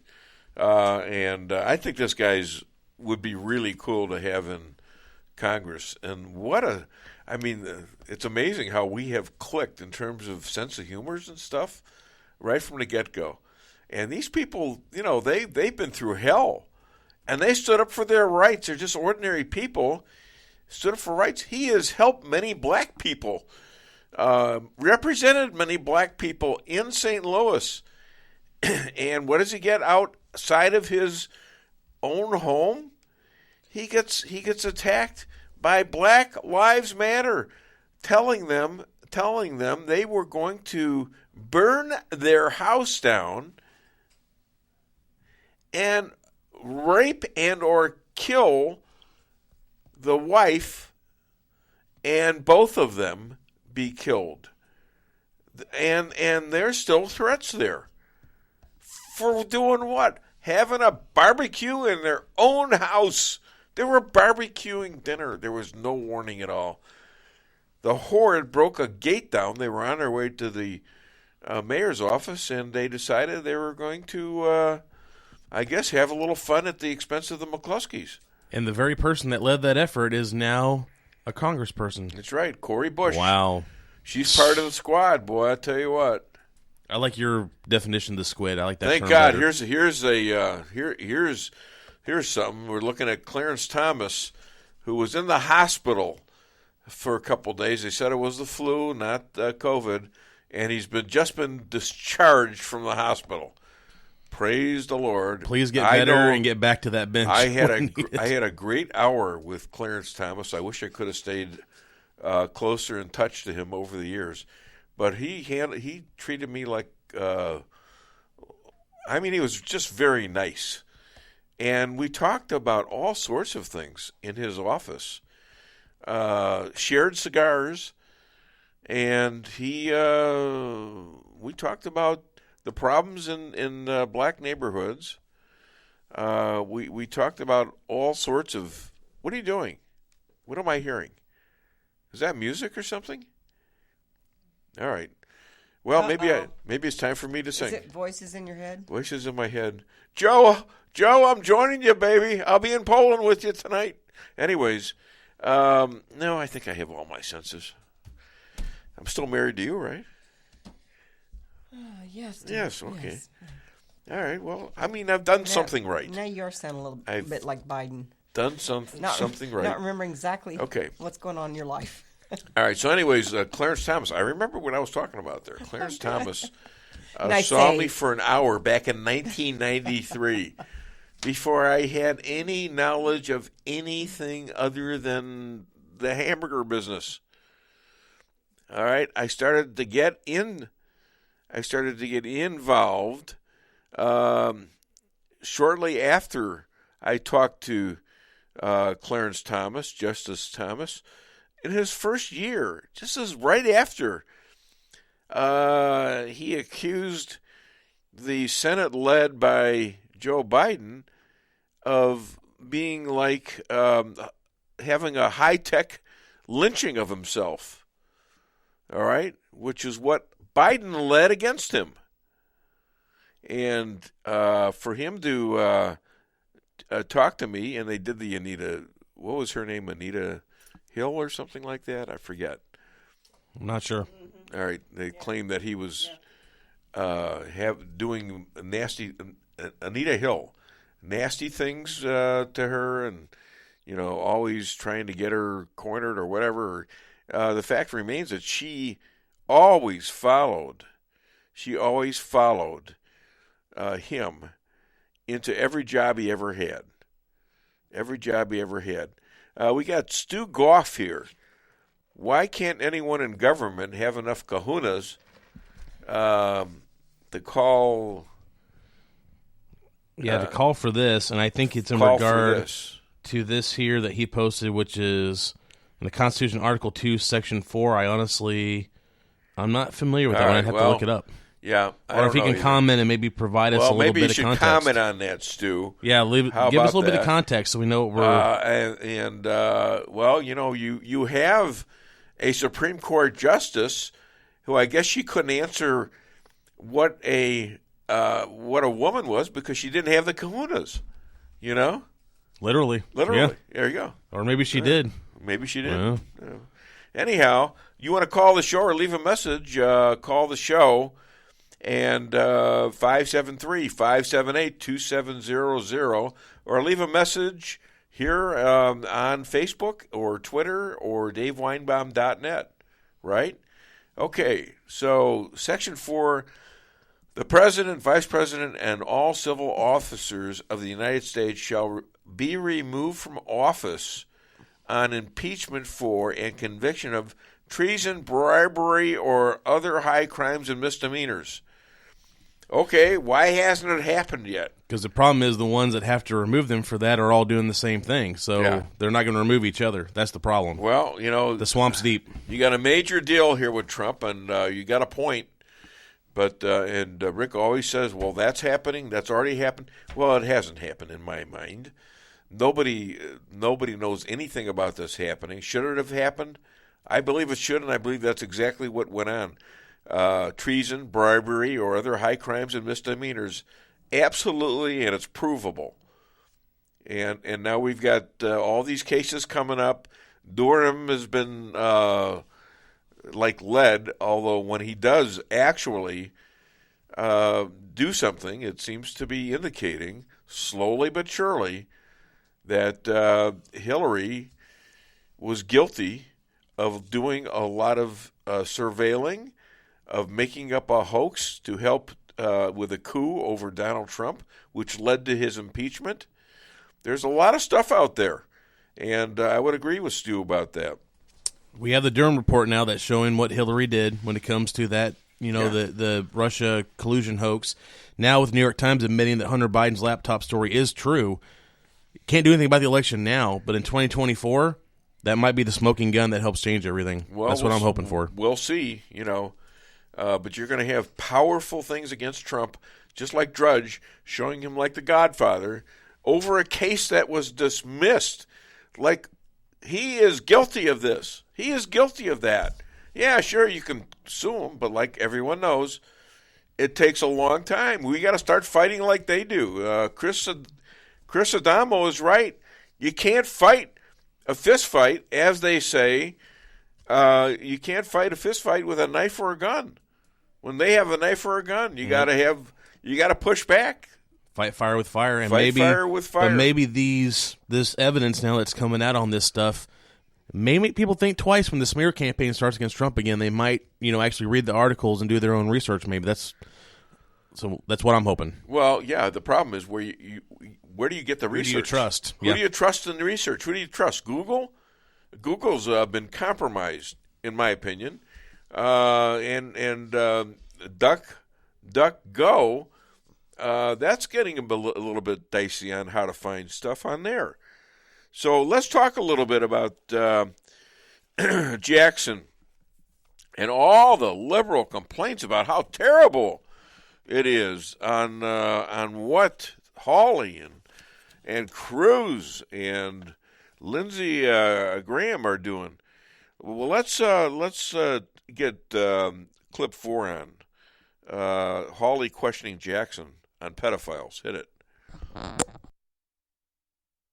I regret that you gave him only 3 months. Let me read to you what you said about these kinds of cases. In fact, to this defendant, you said, "Make no mistake, Mr. Hawkins, the children you saw in those pictures were not willing participants in the conduct that you witnessed. They were being forced to commit unspeakable acts of sexual violence for the pleasure of the person who was filming and for the gratification of sick people everywhere, People who apparently have no shred of empathy for what this must be doing to the children who are being abused in this way. You go on. Some of the children you saw in those pictures will never have a normal adult relationship. Some of them will turn to drugs and prostitution and other vices to try to deal emotionally with the pain that results from the torture that they have experienced. And even those who manage to lead a somewhat normal adult life say they live in constant fear of being recognized.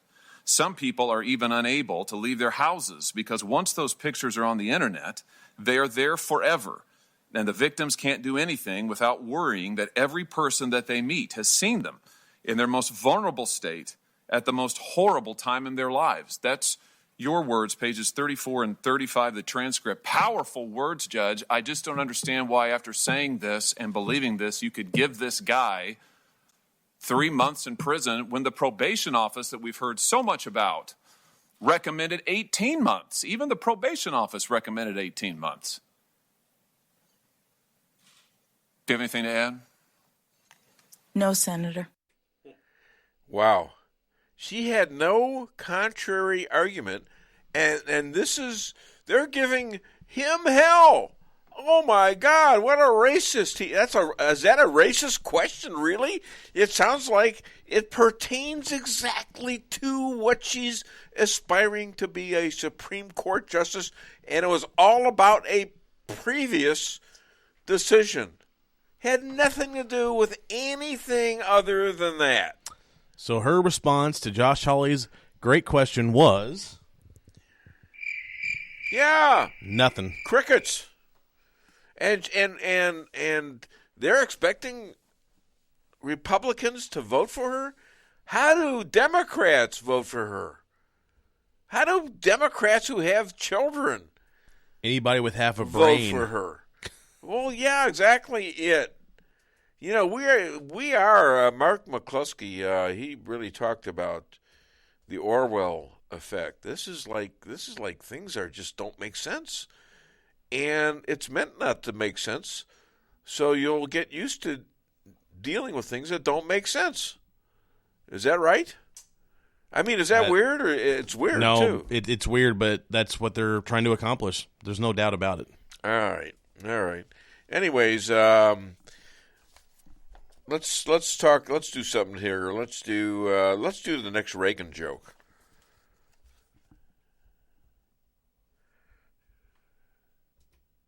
The story was an American and a Russian arguing about their two countries, and the American said, "Look, in my country, I can walk into the Oval Office, I can pound the president's desk and say, 'Mr. President, I don't like the way you're running our country.' And the Russian said, 'I can do that.' The American said, 'You can?' He says, 'Yes. I can go into the Kremlin to the General Secretary's office, pound his desk and say, 'Mr. General Secretary, I don't like the way President Reagan's running his country.'" Yeah, he was a great president. There's no doubt about it. I mean, he wasn't a big warmonger. There was stuff he probably should have reacted to that he didn't. When they blew up the towers, I believe it was in Lebanon, killed a bunch of U.S. troops, I think that was warranted something. So, we got something from Santiago Villegas. I'm not biological. Oh, I'm not a biologist. Yeah, right. That's how she answered it. And also, define women I can't. That's just such a strange response. And Stu, let me see if I can read this on there.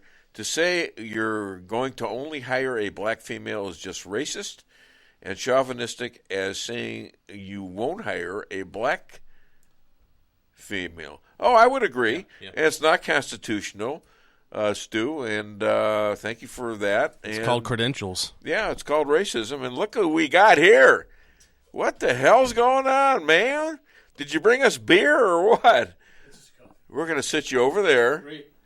And we're going to get you relaxed. You got a mic over there. You've got a headset, I think. And I'm going to introduce. We're going to have a little song for you, and we're going to just baby you until you. We soften you up enough to where you're going to confess major sins. All right, hit it. Good luck. From the lakes of Minnesota to the hills of Tennessee, across the plains of Texas, from sea to shining sea, from Detroit down to Houston, New York to LA. Well, there's pride in every American heart, and it's time to stand and say, I'm proud to be an American, where at least I know I'm free. And I won't forget the men who died who gave that right to me, and I'd gladly stand up next to you and defend her still today.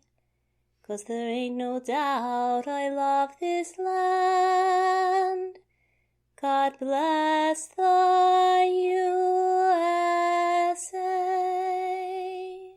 Before I get into introducing my next guest, that is Dr. Amy Cooper Hakim, a regular guest on this show, and the better half to Elad Hakim, who will be on next, by the way.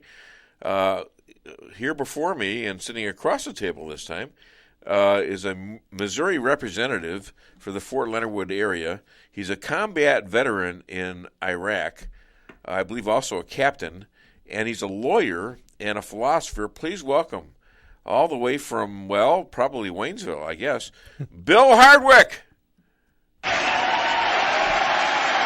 Hi, Bill. How you doing? Hey, good morning, Dave. I'm doing fantastic. Great. Thanks for dressing. Sure. What's the deal here? I don't mind at all. Look, I'm not dressed for it. Well, she's kind of dressed. You're always wearing a T-shirt. Yeah, I am wearing a T-shirt. Yeah. I know. But it's under my sweater. I had to get you quit wearing worn-out clothes on the show. All right. Never mind. I'm in style. I'm like one of the kids. I'm in style. Plus, you got to quit ripping your clothes like we had before with all the cartwheels and all that stuff. Well, that's another story. Yeah. I'm trying to stay in shape. Anyhow, Bill Hardwick he's a philosopher too, aren't you? I philosophize from time to time. And you taught school. What did you teach in school? I taught college classes in criminal justice, criminal law, some business stuff, some philosophy stuff, ethics. I taught those courses. Did you teach critical race theory? I didn't, but we talked about different viewpoints. Okay. For college students, here's a perspective, here's a philosophy, here's a criticism of it, here's why people may think this is the way to look at the world. Here's another viewpoint. That's kind of how I taught at the college level. Have you ever looked at 1619? Yeah, I'm a little familiar with it. We talk about it from time to time in Jefferson City. What do you think of it? Now, I haven't read it, so. What do I think about it? I think that that it's true that in American history there was slavery, and slavery existed before America was founded, before there was a Declaration of Independence. I think it's true that the Declaration of different than 1619. I think it's true the Declaration of Independence is one of the most transformational political documents in human history. It completely redefines what humans mean to each other, between their relationship with God, about receiving inalienable human rights, that the government is based on the consent of the governed. That's a transformational piece of political just writing altogether. It's nothing like it. There's nothing really like it before it in human history. Before and really almost after. And today we take it for granted. Yeah. So I think those things happen simultaneously. There was a history of racism and human trafficking and slavery in the world. And then there was this amazing thing that happened, which is the creation of our Declaration of Independence and Constitution, which contemplated giving all human beings equality. And those things kind of happen in tandem in American history. So the 1619 Project probably says that America and everything that came from America and all the fruits of American history that produce what we have today is based on slavery, based on something evil and corrupt, and therefore, vis-a-vis, all of America is evil and corrupt. So why is there still slavery in the world? And there is. There's still slavery. There's still human trafficking. There's still evil. There's still evil in the world, and there's always been evil in the world. Sure, and there always will be. There always will be some evil in the world, probably. That's correct. So, but in the 1619 Project maybe would discount the value of something like the Declaration of Independence, the value, the speciality of something like the Bill of Rights, and all the good that it was America, the hope and freedom, the difference of it. American exceptionalism, what does that mean? A lot of people think it means America can do no wrong. And to me, it means that the history of the world was that brutality, slavery, cruelty, Hobbesian state of nature. It was the biggest, baddest dude became in charge, and he just oppressed everybody else through violence and fear and control. but America was the exception. Sure. It was a place where I said, hey, you are no better than me, I'm no better than you. Yeah. Let's just go see what we make of it. As far as our talent and our creativity and our desire and our goodwill toward each other will take us. Let's see how far that experiment will go. That's what's awesome about America. Now, sir, so we should teach that too. We talked about, like me. I'm never going to play in the NBA, and I'm sad about that, quite frankly, because I love the game of basketball. But if they have quotas and they have things like, you can't have, 5 black guys on a team. You got to have 1 white guy, and you pick a white guy who's inferior to other blacks. It kind of ruins the sport, doesn't it? And ruins same thing for the country. I don't think that race is a qualification or disqualifier. I think somebody should be hired. Never should be. Right. It was for a long time. So the standard for whether or not you can be on a basketball team should be how good at basketball you are. Exactly. And that should be for anything. The standard for whether or not I hire you my law firm is how good of a lawyer you are. Yeah. Right? Not whether you're a man or woman. So not the color of your skin. why are we getting to the point where grades are unimportant, where people are getting graduated from schools who know nothing, who don't know how to read, who don't know how to write, and how come they're doing that? Because it's only hurting them. Because what else do they have to turn to then? Crime. Promoting achievement helps all of society. If we promote standards and we promote people learning and having ability to do things and become doctors and inventors, that helps everybody. Yeah. But if we say that doesn't matter, math doesn't matter, or math is something inherently flawed, or science doesn't matter, or have business acumen, or good ability to write, that's a super important skill that we forget about. Being able to articulate and eloquate, right? Like being able to form a cogent argument, that's an important skill too that should be taught in schools. The ability to express yourself and communicate. Sure. So if we don't teach our kids those things, that hurts our whole society in the long run. But if we say, hey, you know what? Because of whatever these immutable characteristics, your life is over. You'll always have the status. You always have the situation. Just give up. There's nothing you can do about it. Then we'll spiral worse and worse and worse in society. Or get resentful and say, these people cheated you. Yeah, we shouldn't be teaching kids that there have been sins in American history. There's ugly parts of American history. Yeah. We shouldn't say, hey, that inescapably defines everything you'll do and how you're going to treat everybody for the rest of your life. Instead, it's a false premise. Yeah. It happened. We should say it was wrong, right. but we have evolved. We should tell kids, here's history. Here's the good in American history. Right. Here's the parts of history that we had to deal with and are some cases dealing with. But what you do with your life and how you treat people is ultimately going to be up to you. Well, Bill, you've caught us up on the philosophy of the United States and America. In just a couple of minutes, we now have a better concept of critical race theory and the 1619 prophecy of this country being premise that this country is terrible because of what happened in 1619 and beyond until we got rid of slavery in 1864 and until we really became an equal country, I'd say around the 60s, wouldn't you? I mean, if it really, really happened, took a lot of work, took a lot of, demonstration, took a lot of protestation, but I believe we're an equal country and have been for a while. I think America has come a whole long way since, Reconstruction, since Jim Crow. We should recognize that. I think, but there are still individual interactions with people and there are interactions around the world that aren't okay. And it's okay to stand up for what you believe in. It's okay to, there's still racism in America. There's still anti-Semitism in America, right? And that's just something that, we shouldn't be afraid to address and talk about. But we also don't need to invalidate all the good in America because there's a lot of good out there, too. There's a lot of good people in the country. Well, there's a lot more good than bad. Let's put it that way. Yeah, I like to think so. And I like to think that the good is not losing the battle to form this country and to keep improving it. Yes. Because once it goes, it's going to be a problem getting back. Well, and some people think that's the whole point. The whole point is to use something that is bad, racism, slavery, and use that as a way to say, now all these institutions, freedom, capitalism, the Constitution, right, our police force, our education institutions, our religious institutions, all of those things we gotta crumble. And really that's what on a different way, not using racism and racial sort of disharmony in society and history.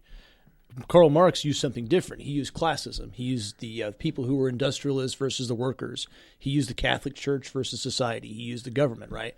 In the same way, he said all these institutions are invalid. Therefore, what you got to do is you got to rise up, tear them down, and that's there's one kind of tricky part in the socialist revolutions. Give me all the power, and I'll make it all right. Yeah, and then people buy into that. But once they take all the power, well, they don't ever give it up. And the corruption is too tempting. That's right. That's human, and what the Constitution and our Bill of Rights was supposed to take out is the ability to easily be corrupt. That's why America. What's one reason why America is special? Because we try not to let. The theory is we don't let anybody accumulate all this infinite power. I'm checked by the executive branch, by the courts, by 162 other representatives who think the opposite of me. Our own egos and our own ambitions check each other, just like the Founding Fathers said in the Federalist Papers. So in America, the founders assumed that everybody would want power. So they all divided up between the states, between the federal government, between the president, and they all try to get it, and they check each other. Yeah. So we keep power at bay. And that's the cool thing about America. But we don't want to lose that. We don't want to lose that. It's an important thing to maintain. Well, that's great. That's I got questions that I actually made for you, and that was a great dialogue. I thought people wouldn't know that we're ad-libbing this. That I literally just sat down. Well, yeah, I'm ad-libbing the questions out of this, and let me come to something that I'd like you to talk about. Catch us up on all the bills that you have that you're working on. See, look at her. She's thinking like a politician. The personal bills that I sponsor and what's happened in the legislature. Okay, or that you are in favor of. So you don't like? Yeah. Okay. Sure. So real quick, 3 bills that I am the proponent of, the sponsor of, pushing forward, are the vaccine mandates and refuse medical treatment, the right to refuse, and that passed the House of Representatives. Oh yeah. It passed, I think, with 110 votes. I think that's right. A little more than 2/3. Most all the Republicans and then a few Democrats voted for it. So it went over to the Senate, and it was actually being debated in the Senate along with the congressional maps, a lot of that language this week. And so my bill says that the government can't require anybody to take the COVID-19 vaccine. Cool. The school children can't be required to take it. Police officers in St. Louis can't be required to take it. The government can't impose any general requirement on people like they have in New York City, like they have in some countries. We couldn't do that in Missouri. Now, there is a sticky part to it, which is that Medicaid and Medicare are conditioned upon certain those CMS providers having a vaccine mandate, like for nurses and doctors. So I said for those government facilities, they could have the mandate, but they have to give their employees an exception. They have to give them basically a medical or religious exemption and can't fire them. So it should give everybody a way through it. Okay. It should stop government overreach, respect religious liberty, let businesses do what they need to do. Like even if you had a mandate in your business, you could do that if you needed to. But there's a way to easily give all your employees an exemption to get through it. So that's over in the Senate. I'm really hopeful that language will actually pass and get back to us, and the governor will sign it. So that's one bill. I've got a bill that just passed the House yesterday unanimously, one of the few bills that passed unanimously, that a couple of years ago the Missouri Supreme Court interpreted how sale at retail was sold. So then the hotels started paying sales tax twice on utilities and goods.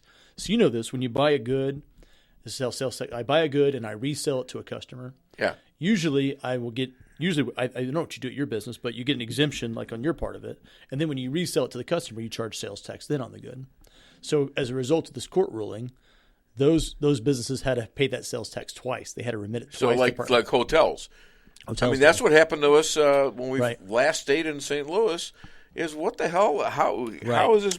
Well, we're St. Louis. It was downtown St. Louis. And people forget that every tax is actually paid by people. Yeah. People pay taxes. Oh, yeah. So so my bill is said, hey, you resell it, sell it retail, you pay the sales tax one time. And that passed unanimously. Now it's over in the Senate. I think that'll go. And there was a lot of discussion about that. Even some of my colleagues, they're like, well, if we don't charge this tax in the future, that costs the government $100 million. And I'm like, well, Too bad. Yeah, it's like the people that are paying it. Not your money. It's not your money. It's the people that pay it.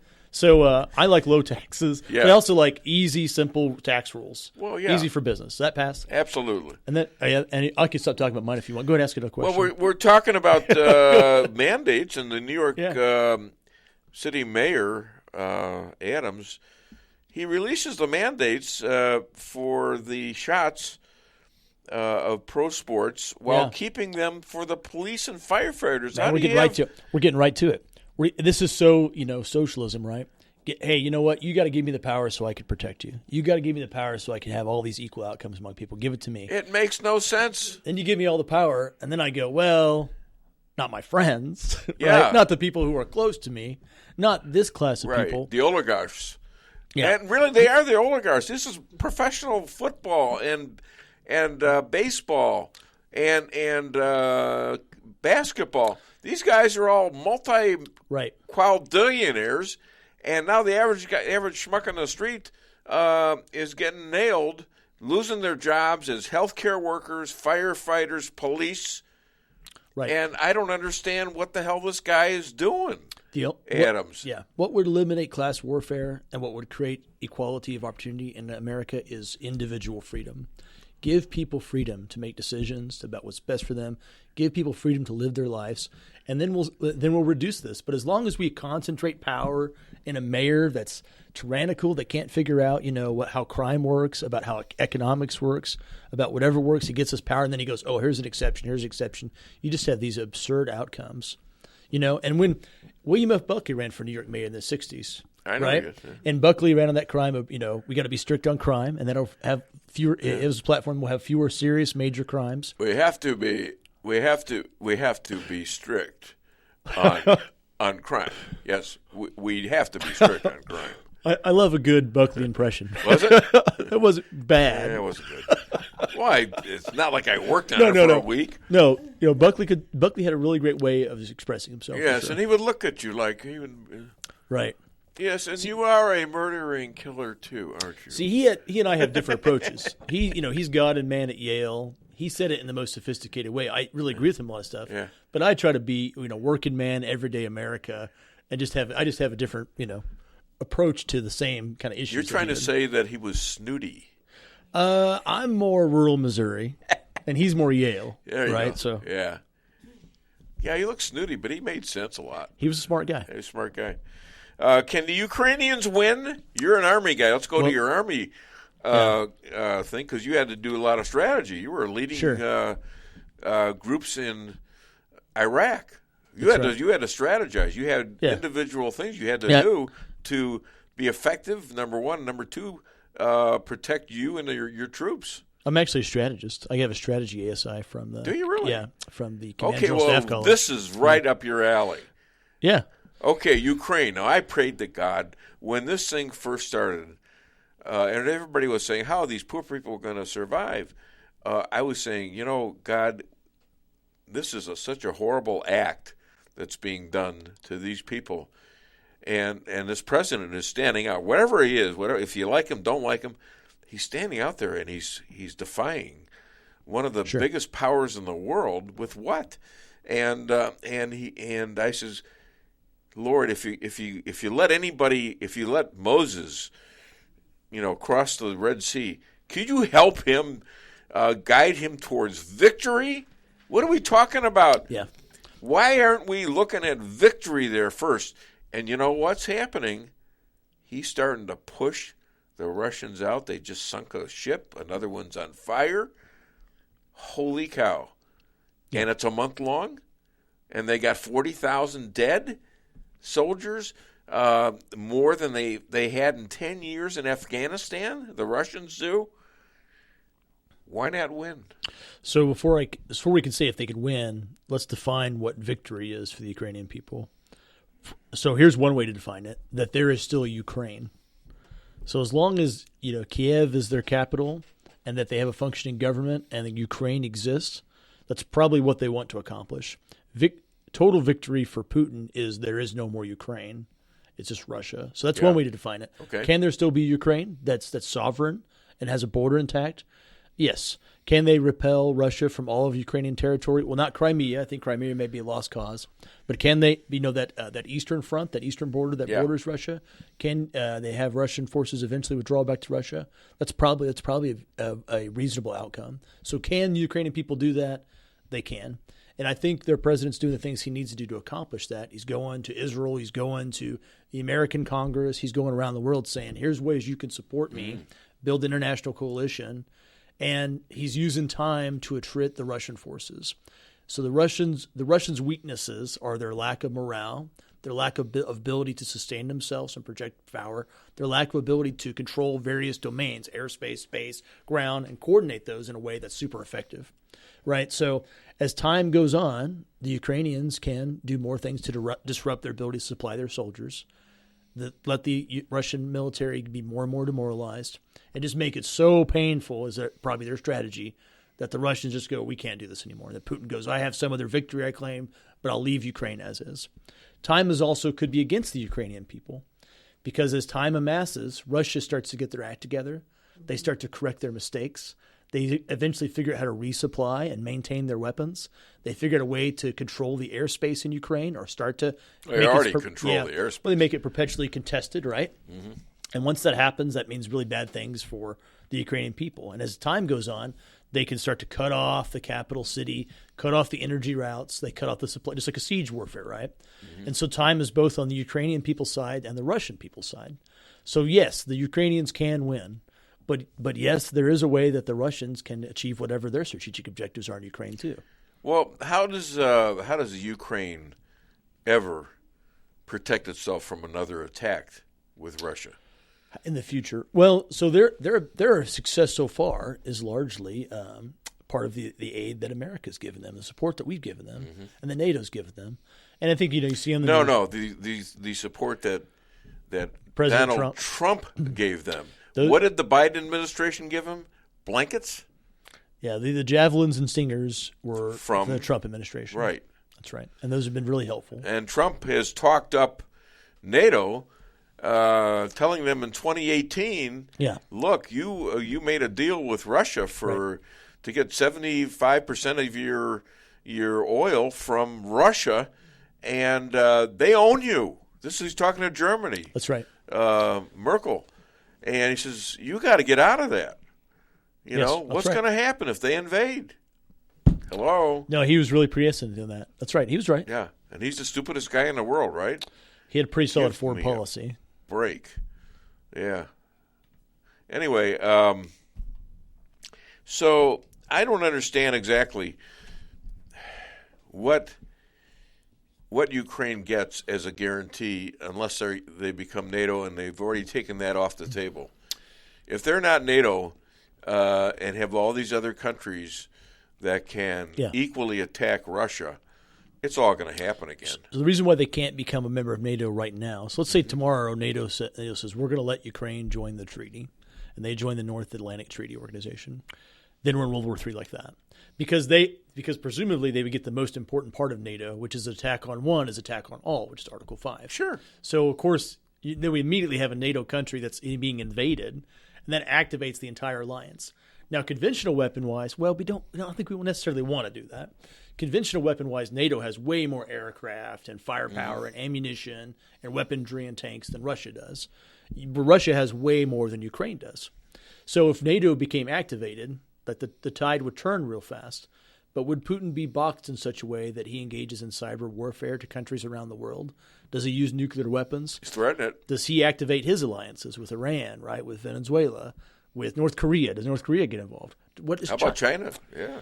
How does China get involved? So that's the situation we probably don't want. We probably don't want to push ourselves into World War III if we can avoid it. We want to do what we're doing now, which is see if we can beat down the Russian army to the extent that they just go, forget about it, right? Go back to Russia. Is the strategy by the Biden administration, which I believe encouraged this war because of all their previous activities like Afghanistan, all the weakness they've shown, the fact that during 2014 when it was Obama-Biden is when the Russians chose to attack Ukraine and steal a good portion of it, called Crimea. Does all this weigh in on what Biden is doing now, and is he actually dragging us further into this? Because there's a lot of reason to believe that they smell blood in the water, that this is the time to go. This is an opportunity. Yeah. And that's why this is happening now. And also, China's looking at Taiwan, sure, and they're drooling over it. I think they are. I think President Xi is.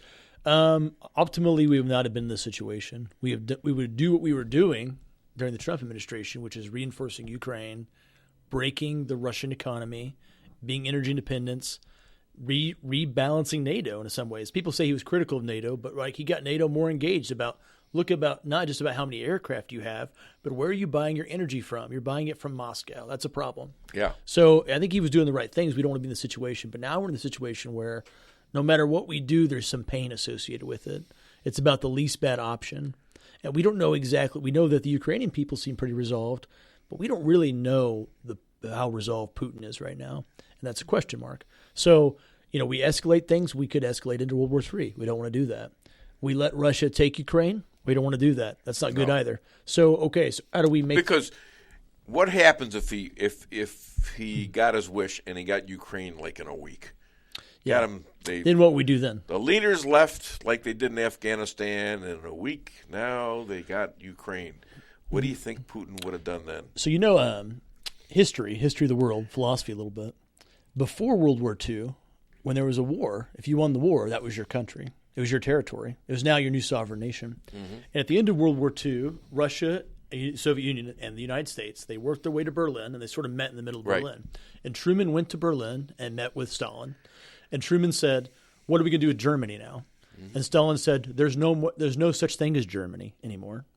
If you want, you can take half, and I'll take half. It'll be half America, half Russia." And like I mean the UN, the creation of it, but like basically us, we were like, no, let's not do that. Let's make a new Germany. Let's make a new Japan. Like we invented this thing that there was a war in your country, survived after the war. Yeah. Right. But and that was kind of based on that conversation with Stalin because we don't want to give Stalin half of Germany. Right. But that was the mentality. But that's what happened. And that's what's happened with Crimea. And that's what I think Putin would do with Ukraine. It's not going to be Ukraine anymore. It's going to be, this neo-Soviet empire. So, but that gives him a real temptation to go, if he doesn't do it right this time, to your point, gather his forces and actually do it right the next time. He could, I don't know, I assume that's what they're doing right now. I assume that's what you're doing right now is you're going, oh man, these were some epic failures. Let's get our act together and figure out what we're going to do. That's what I would be doing, right? And time is, if you have time to figure that out and reorient yourself, then Russia can do that. They still have a lot of military capability.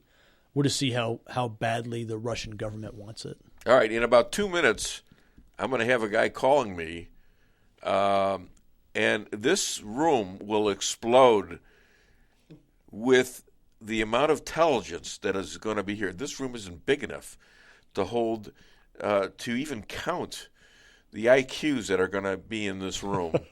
And I'm not a part of that at all. It's going to be my wife. It's going to be JP. It's going to be Bill, and it's going to be Elad Hakim.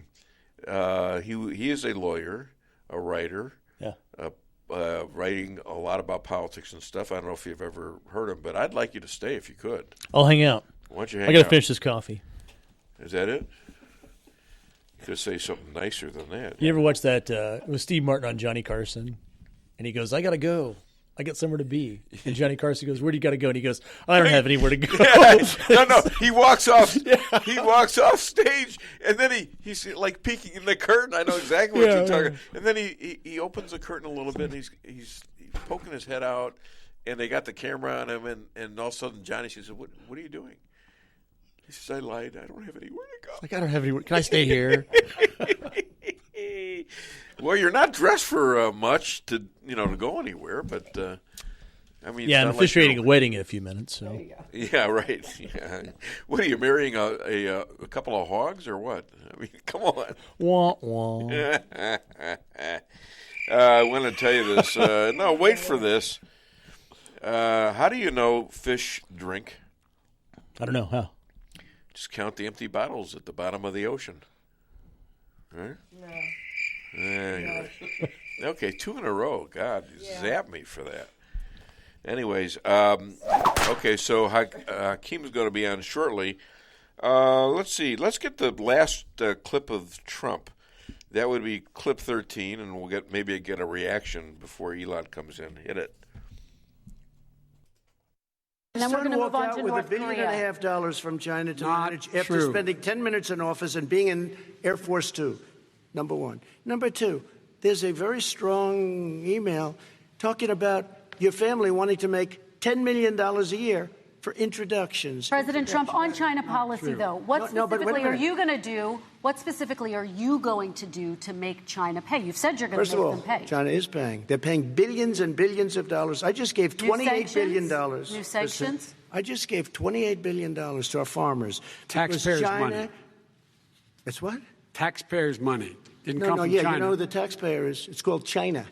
China Not paid true. $28 billion, and you know what they did to pay it, Joe? They devalued their currency, and they also paid up. And you know who got the money? Our farmers, our great farmers, because they were targeted.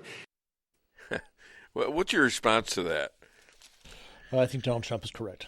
I think that China is playing a unified game against us. They're running circles around us, right? Manipulating their currency, reducing prices, making so that our businesses couldn't compete with them. Go ahead. Yeah. All right, I've got Elad here, his picture, and he's dressed like you are. This is great. Stylish person. Yeah, very stylish. This is a riot. Okay, let's play his song.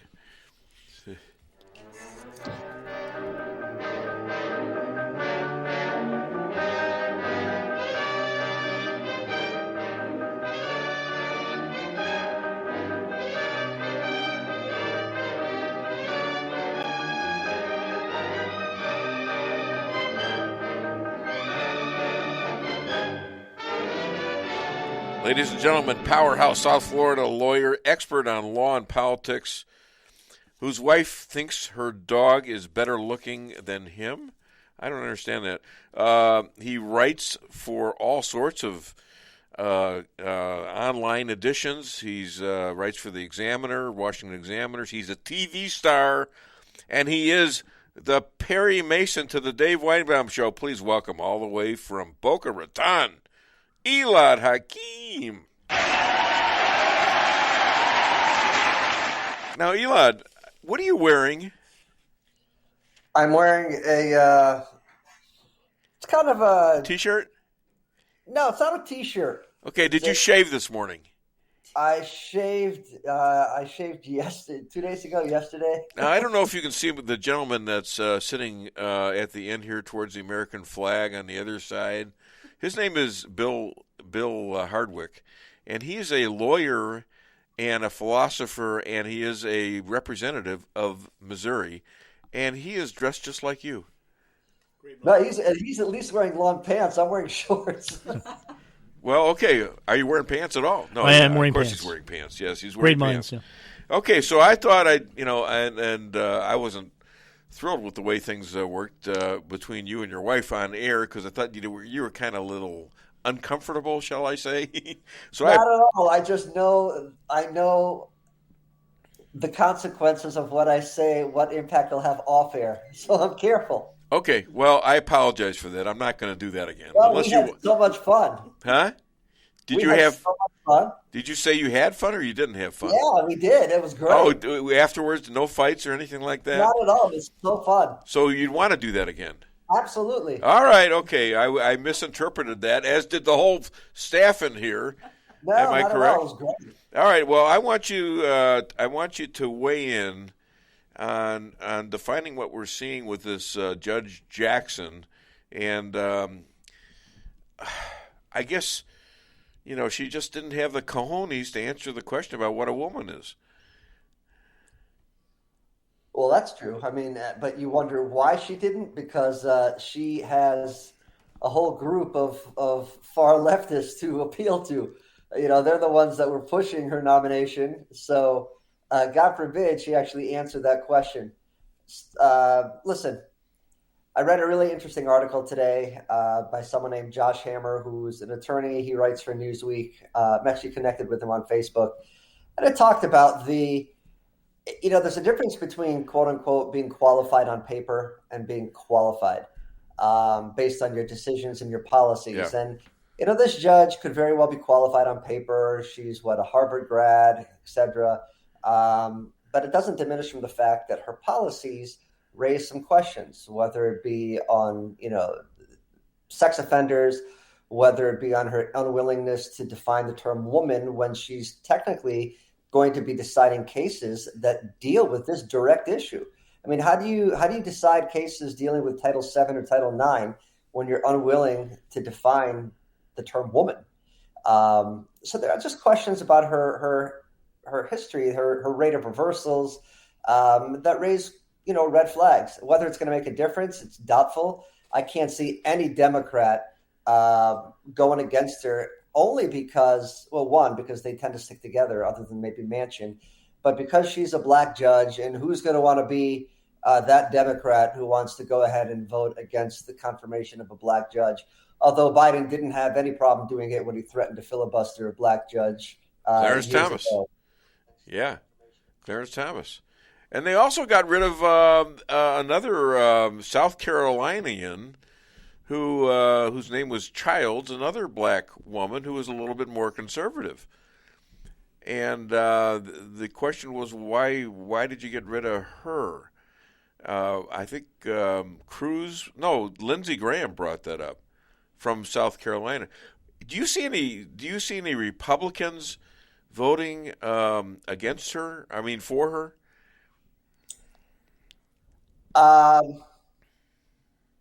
It's hard to say. Maybe, and I would hope not now. I wrote an article probably 2 or 3 weeks ago saying that no Republican should vote in favor of this judge. Yeah.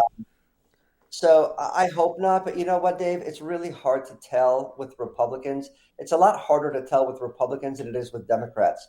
With Democrats, you can pretty much rest assured that they're going to stick together, short of, Manchin and maybe one more. Republicans, you never know. Yeah. What's your reflection on this, Bill? I think race is not a qualification for the judiciary, but judicial philosophy is. And judicial philosophy is one of the most important things that the senators should ask about and the president should take into consideration. And if you can't answer questions on your judicial philosophy, or I feel like your philosophy is one where I don't know how you'd rule on criminal matters, I don't know what you think about the Constitution, and I probably do have a pretty good idea where Judge Jackson lands on those things, actually, that's enough for every Republican senator to vote no, in my opinion. And I'd vote no based on judicial philosophy. And I think that most Republicans will. I mean, to your question, there are a couple Republicans I suspect may end up voting for her confirmation. But I think most Republicans will vote no. And that'd be right on the issue of judicial philosophy. Now, the mainstream media, Elad, they are blasting these questions. They are just blasting the Republicans for asking questions about this. What's a woman? How do you define a woman? And the cases against child sex charges and things like that. And why are we getting that kind of criticism from the Democrats when what they tried to do to our guys and gals? You brought up Clarence Thomas, you've got Kavanaugh, and you've got even Barrett, who you would have thought would have been completely untouchable. They even did it to her. So why are they calling these questions unjustified? Sounds like they're related to what she would do as a Supreme Court justice. I think the fact that you're dealing with the first black judge who can be elected to the Supreme Court is offering the media a lot of ammunition, so to speak. Anything that the Republicans do here, they're going to try to portray them as being racist and bigoted. So I think that's part of it. Clearly there's no comparison between the kid gloves that Republicans have been treating this judge with and the way that Judge, especially Kavanaugh, was treated. So there's no comparison. It's a smokescreen for the Democrats and the media to try to get people to overlook, some of the hurdles that in a different political climate would probably raise serious question as to whether she should be confirmed. So I think that's part of it. The fact that she's a black judge gives them that opportunity, because think about it. Anything you do is they could easily construe as an attack on her race as opposed to anything else. And it's unfortunate. because she does have some red flags that Republicans should dig into. Now, I know you know a lot of politics. You're not exactly a politician. Bill is also a politician. He's a representative here in Missouri. And he's also a philosopher. He's also a lawyer. And he's also a person of strategy for the military. He has a degree in that. Smart guy. You guys ought to get in touch on Facebook. Seriously, you guys would be a good match. But DeSantis, you wrote a column about DeSantis recently, your governor in Florida, and he's a favorite of yours. Tell us why, first of all. Well, he's really a governor for the people. He's got a philosophy of Floridians first, and he's very much into small government and individual freedom, which is kind of why he led. And I know the two of us kind of had a difference of opinion on the whole COVID thing, but DeSantis has been consistent with not discouraging people from vaccinating, for example, but giving them the choice of whether to vaccinate. And he was also very much, after a bit, he was against forcing kids to mask in schools. After a while, he said, listen, their mental well-being is paramount. He's also, he's just passing bills that are all about fighting, against wokeism and fighting against transgenders who are taking away opportunities from female, biological women in sports. So he promotes very conservative values, and he stays true to his word and true to his promises. And Floridians, love him. They really do. And I think he's got a very, very good chance of being reelected. Last poll I saw was that I think Chris was next up on him. It's not even really that close. I wouldn't think so. Hey, what do you think of chances that Trump might ask him to be the vice president? Would he do that, or would and is that a good thing to do? Is it going to be? Is it going to be Governor Hakim after that, or what? Governor Hakim is a no starter. Oh, come on, what are you talking about? I'm not sure. All the Jewish people from New York have moved down there. Think of that. You got your own little little clique down there.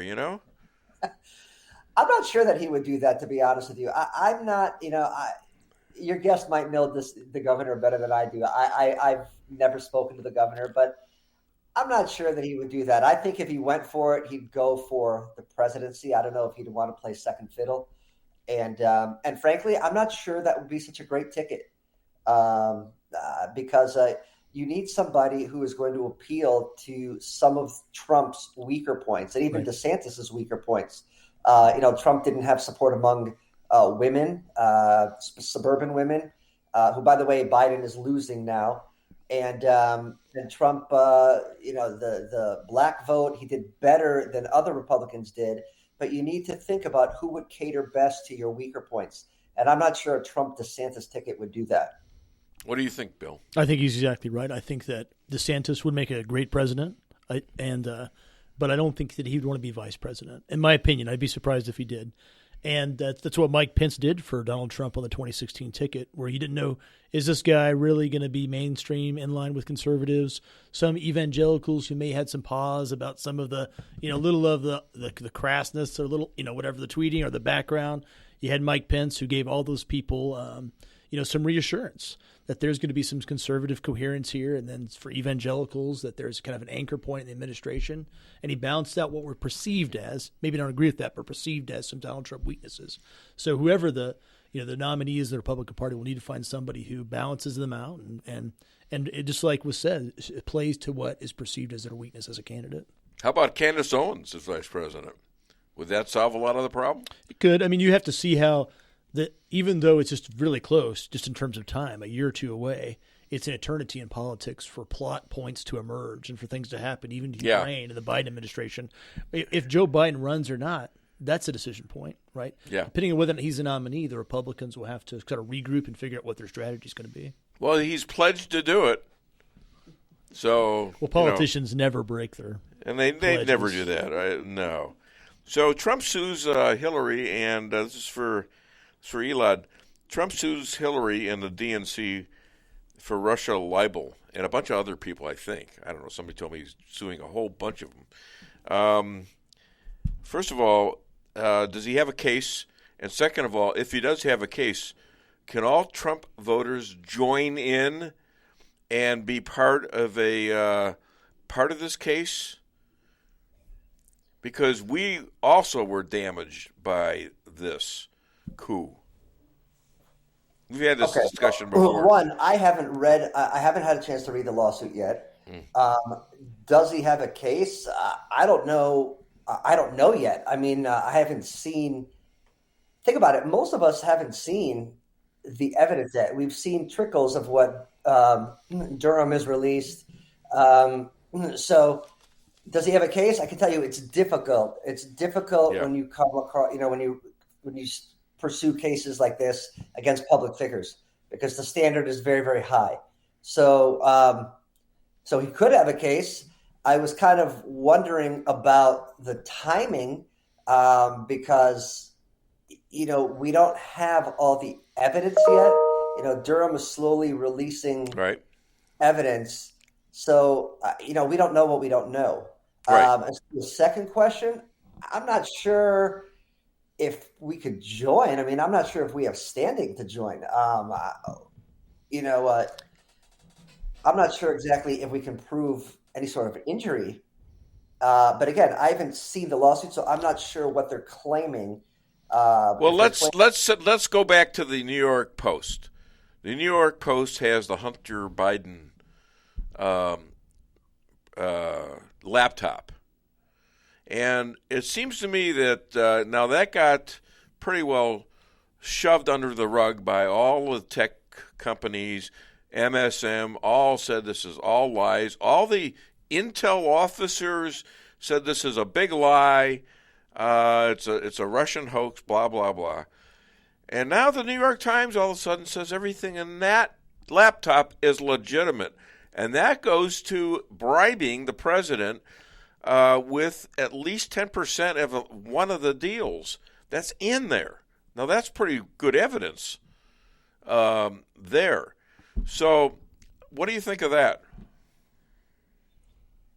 What do you mean bribing the president? You mean bribing President Biden via what? There was a poll that said that 10% of the voters who voted for Biden, if they knew about the Hunter laptop, 17%. would not have voted for him. Yeah. No, because they didn't know the story. There's actually some proof and evidence that the election was overturned just because of that.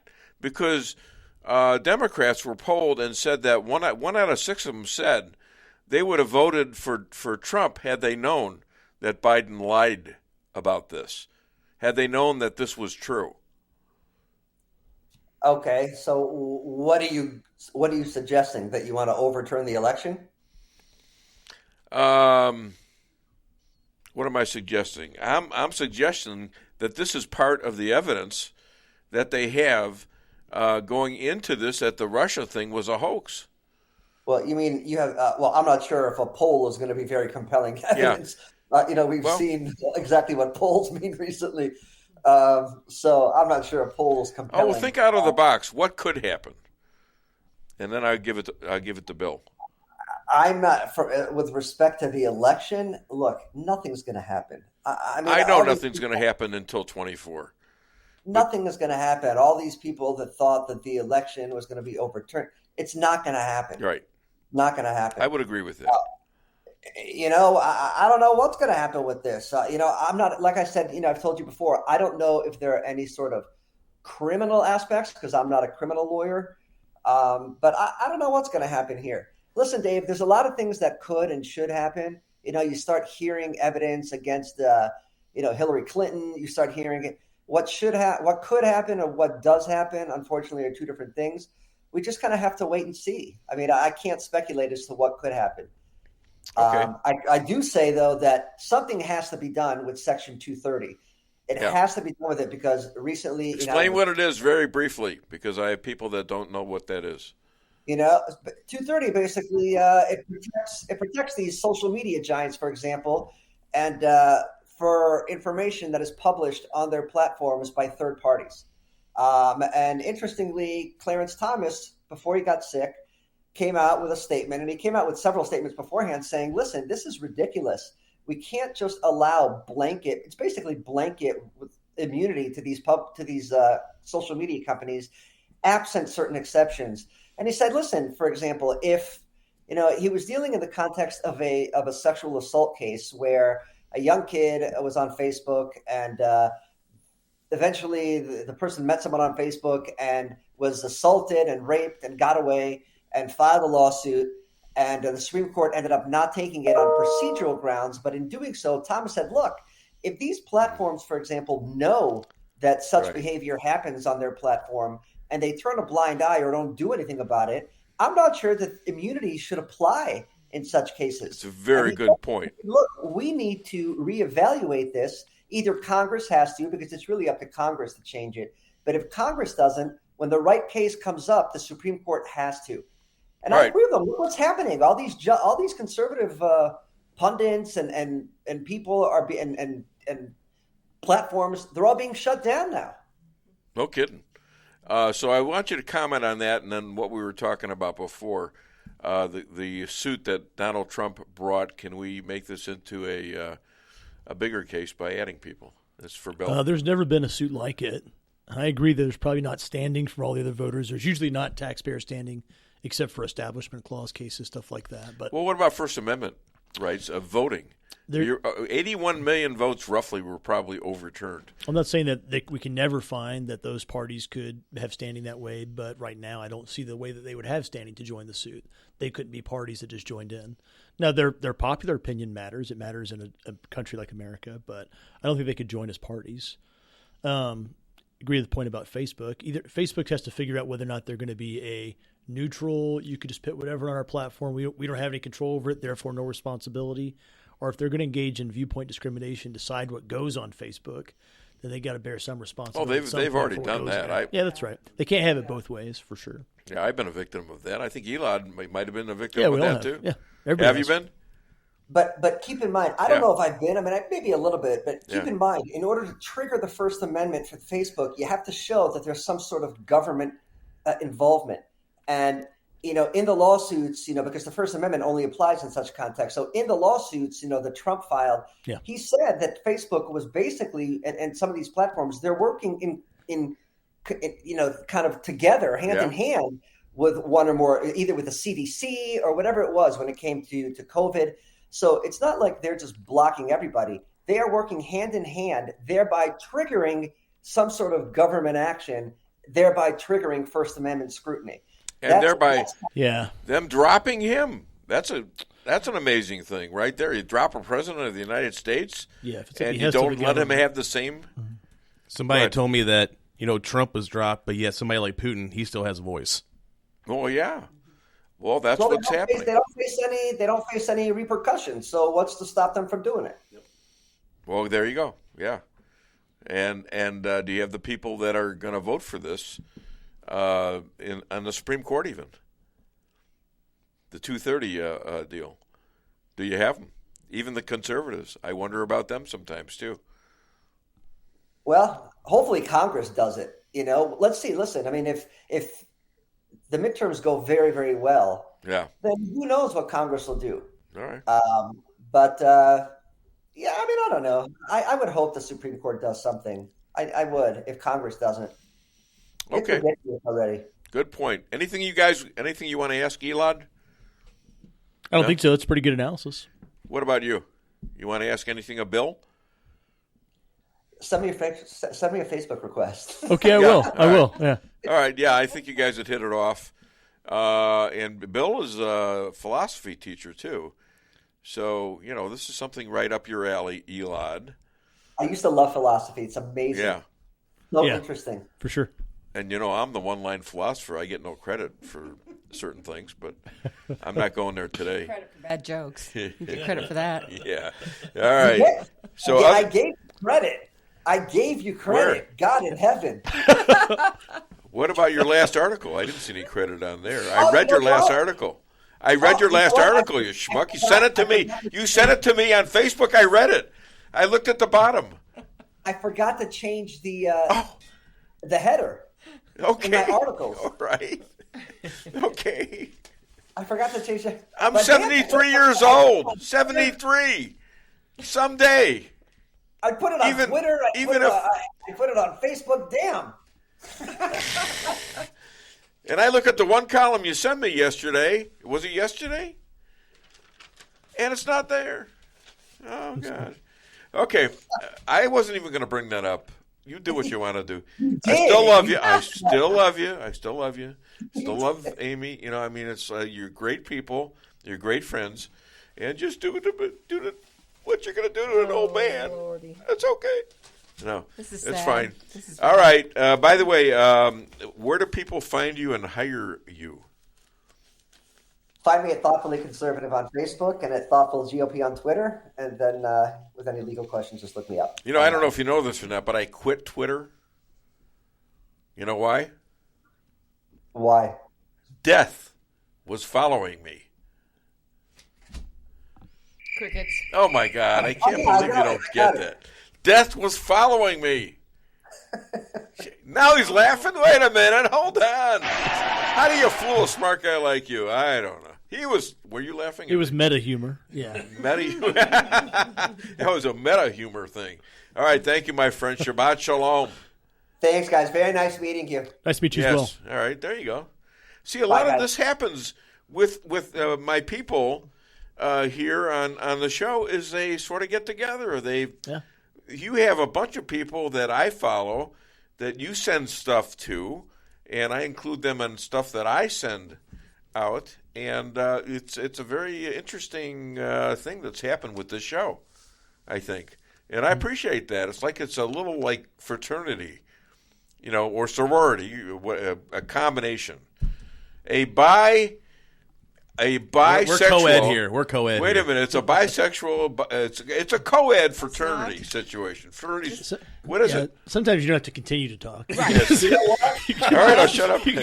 I got 6 minutes to cover. So 4 far, minutes. you just stop talking. Please. You have a lot of comments on good the legal board. advice. Okay, I got comments. Yeah. I'll do the comments. Yeah, I'll read do the that. comments. Read somebody else's All right, comments. I'm going to read comments now. All right, so will you mind getting me some comments out there? You got a bunch of them from Buddy? Stu Goff. Stu Goff. Who's Yeah. Stu Goff anyways? He's a new follower today. All right, so, good. Yeah. The only difference between slavery in America and other countries is America stopped it. Slavery still exists today, just not in America. I would agree with that. Would you agree? Agree? Slavery still does exist in the world. That's true. Okay. Liberty. Noun, plural, libertize. Tease. No, I see. All right. Freedom from arbitrary or despotic government or control. This included slavery. We thought he could read. Okay. Well, it's getting late in the show. I'm tired. I believe what is happening right now will be taught in history class for the next 100 years. If the right side wins, history is written by the victors. Well, I agree with that for sure. Okay, weakening this great country in every way, economics, business, Arizona taking the lead. Governor Ducey signs legislation strengthening the Arizona position as a national leader in American civics education. Well, as you know, we've done a lot of work on the Arizona audit here.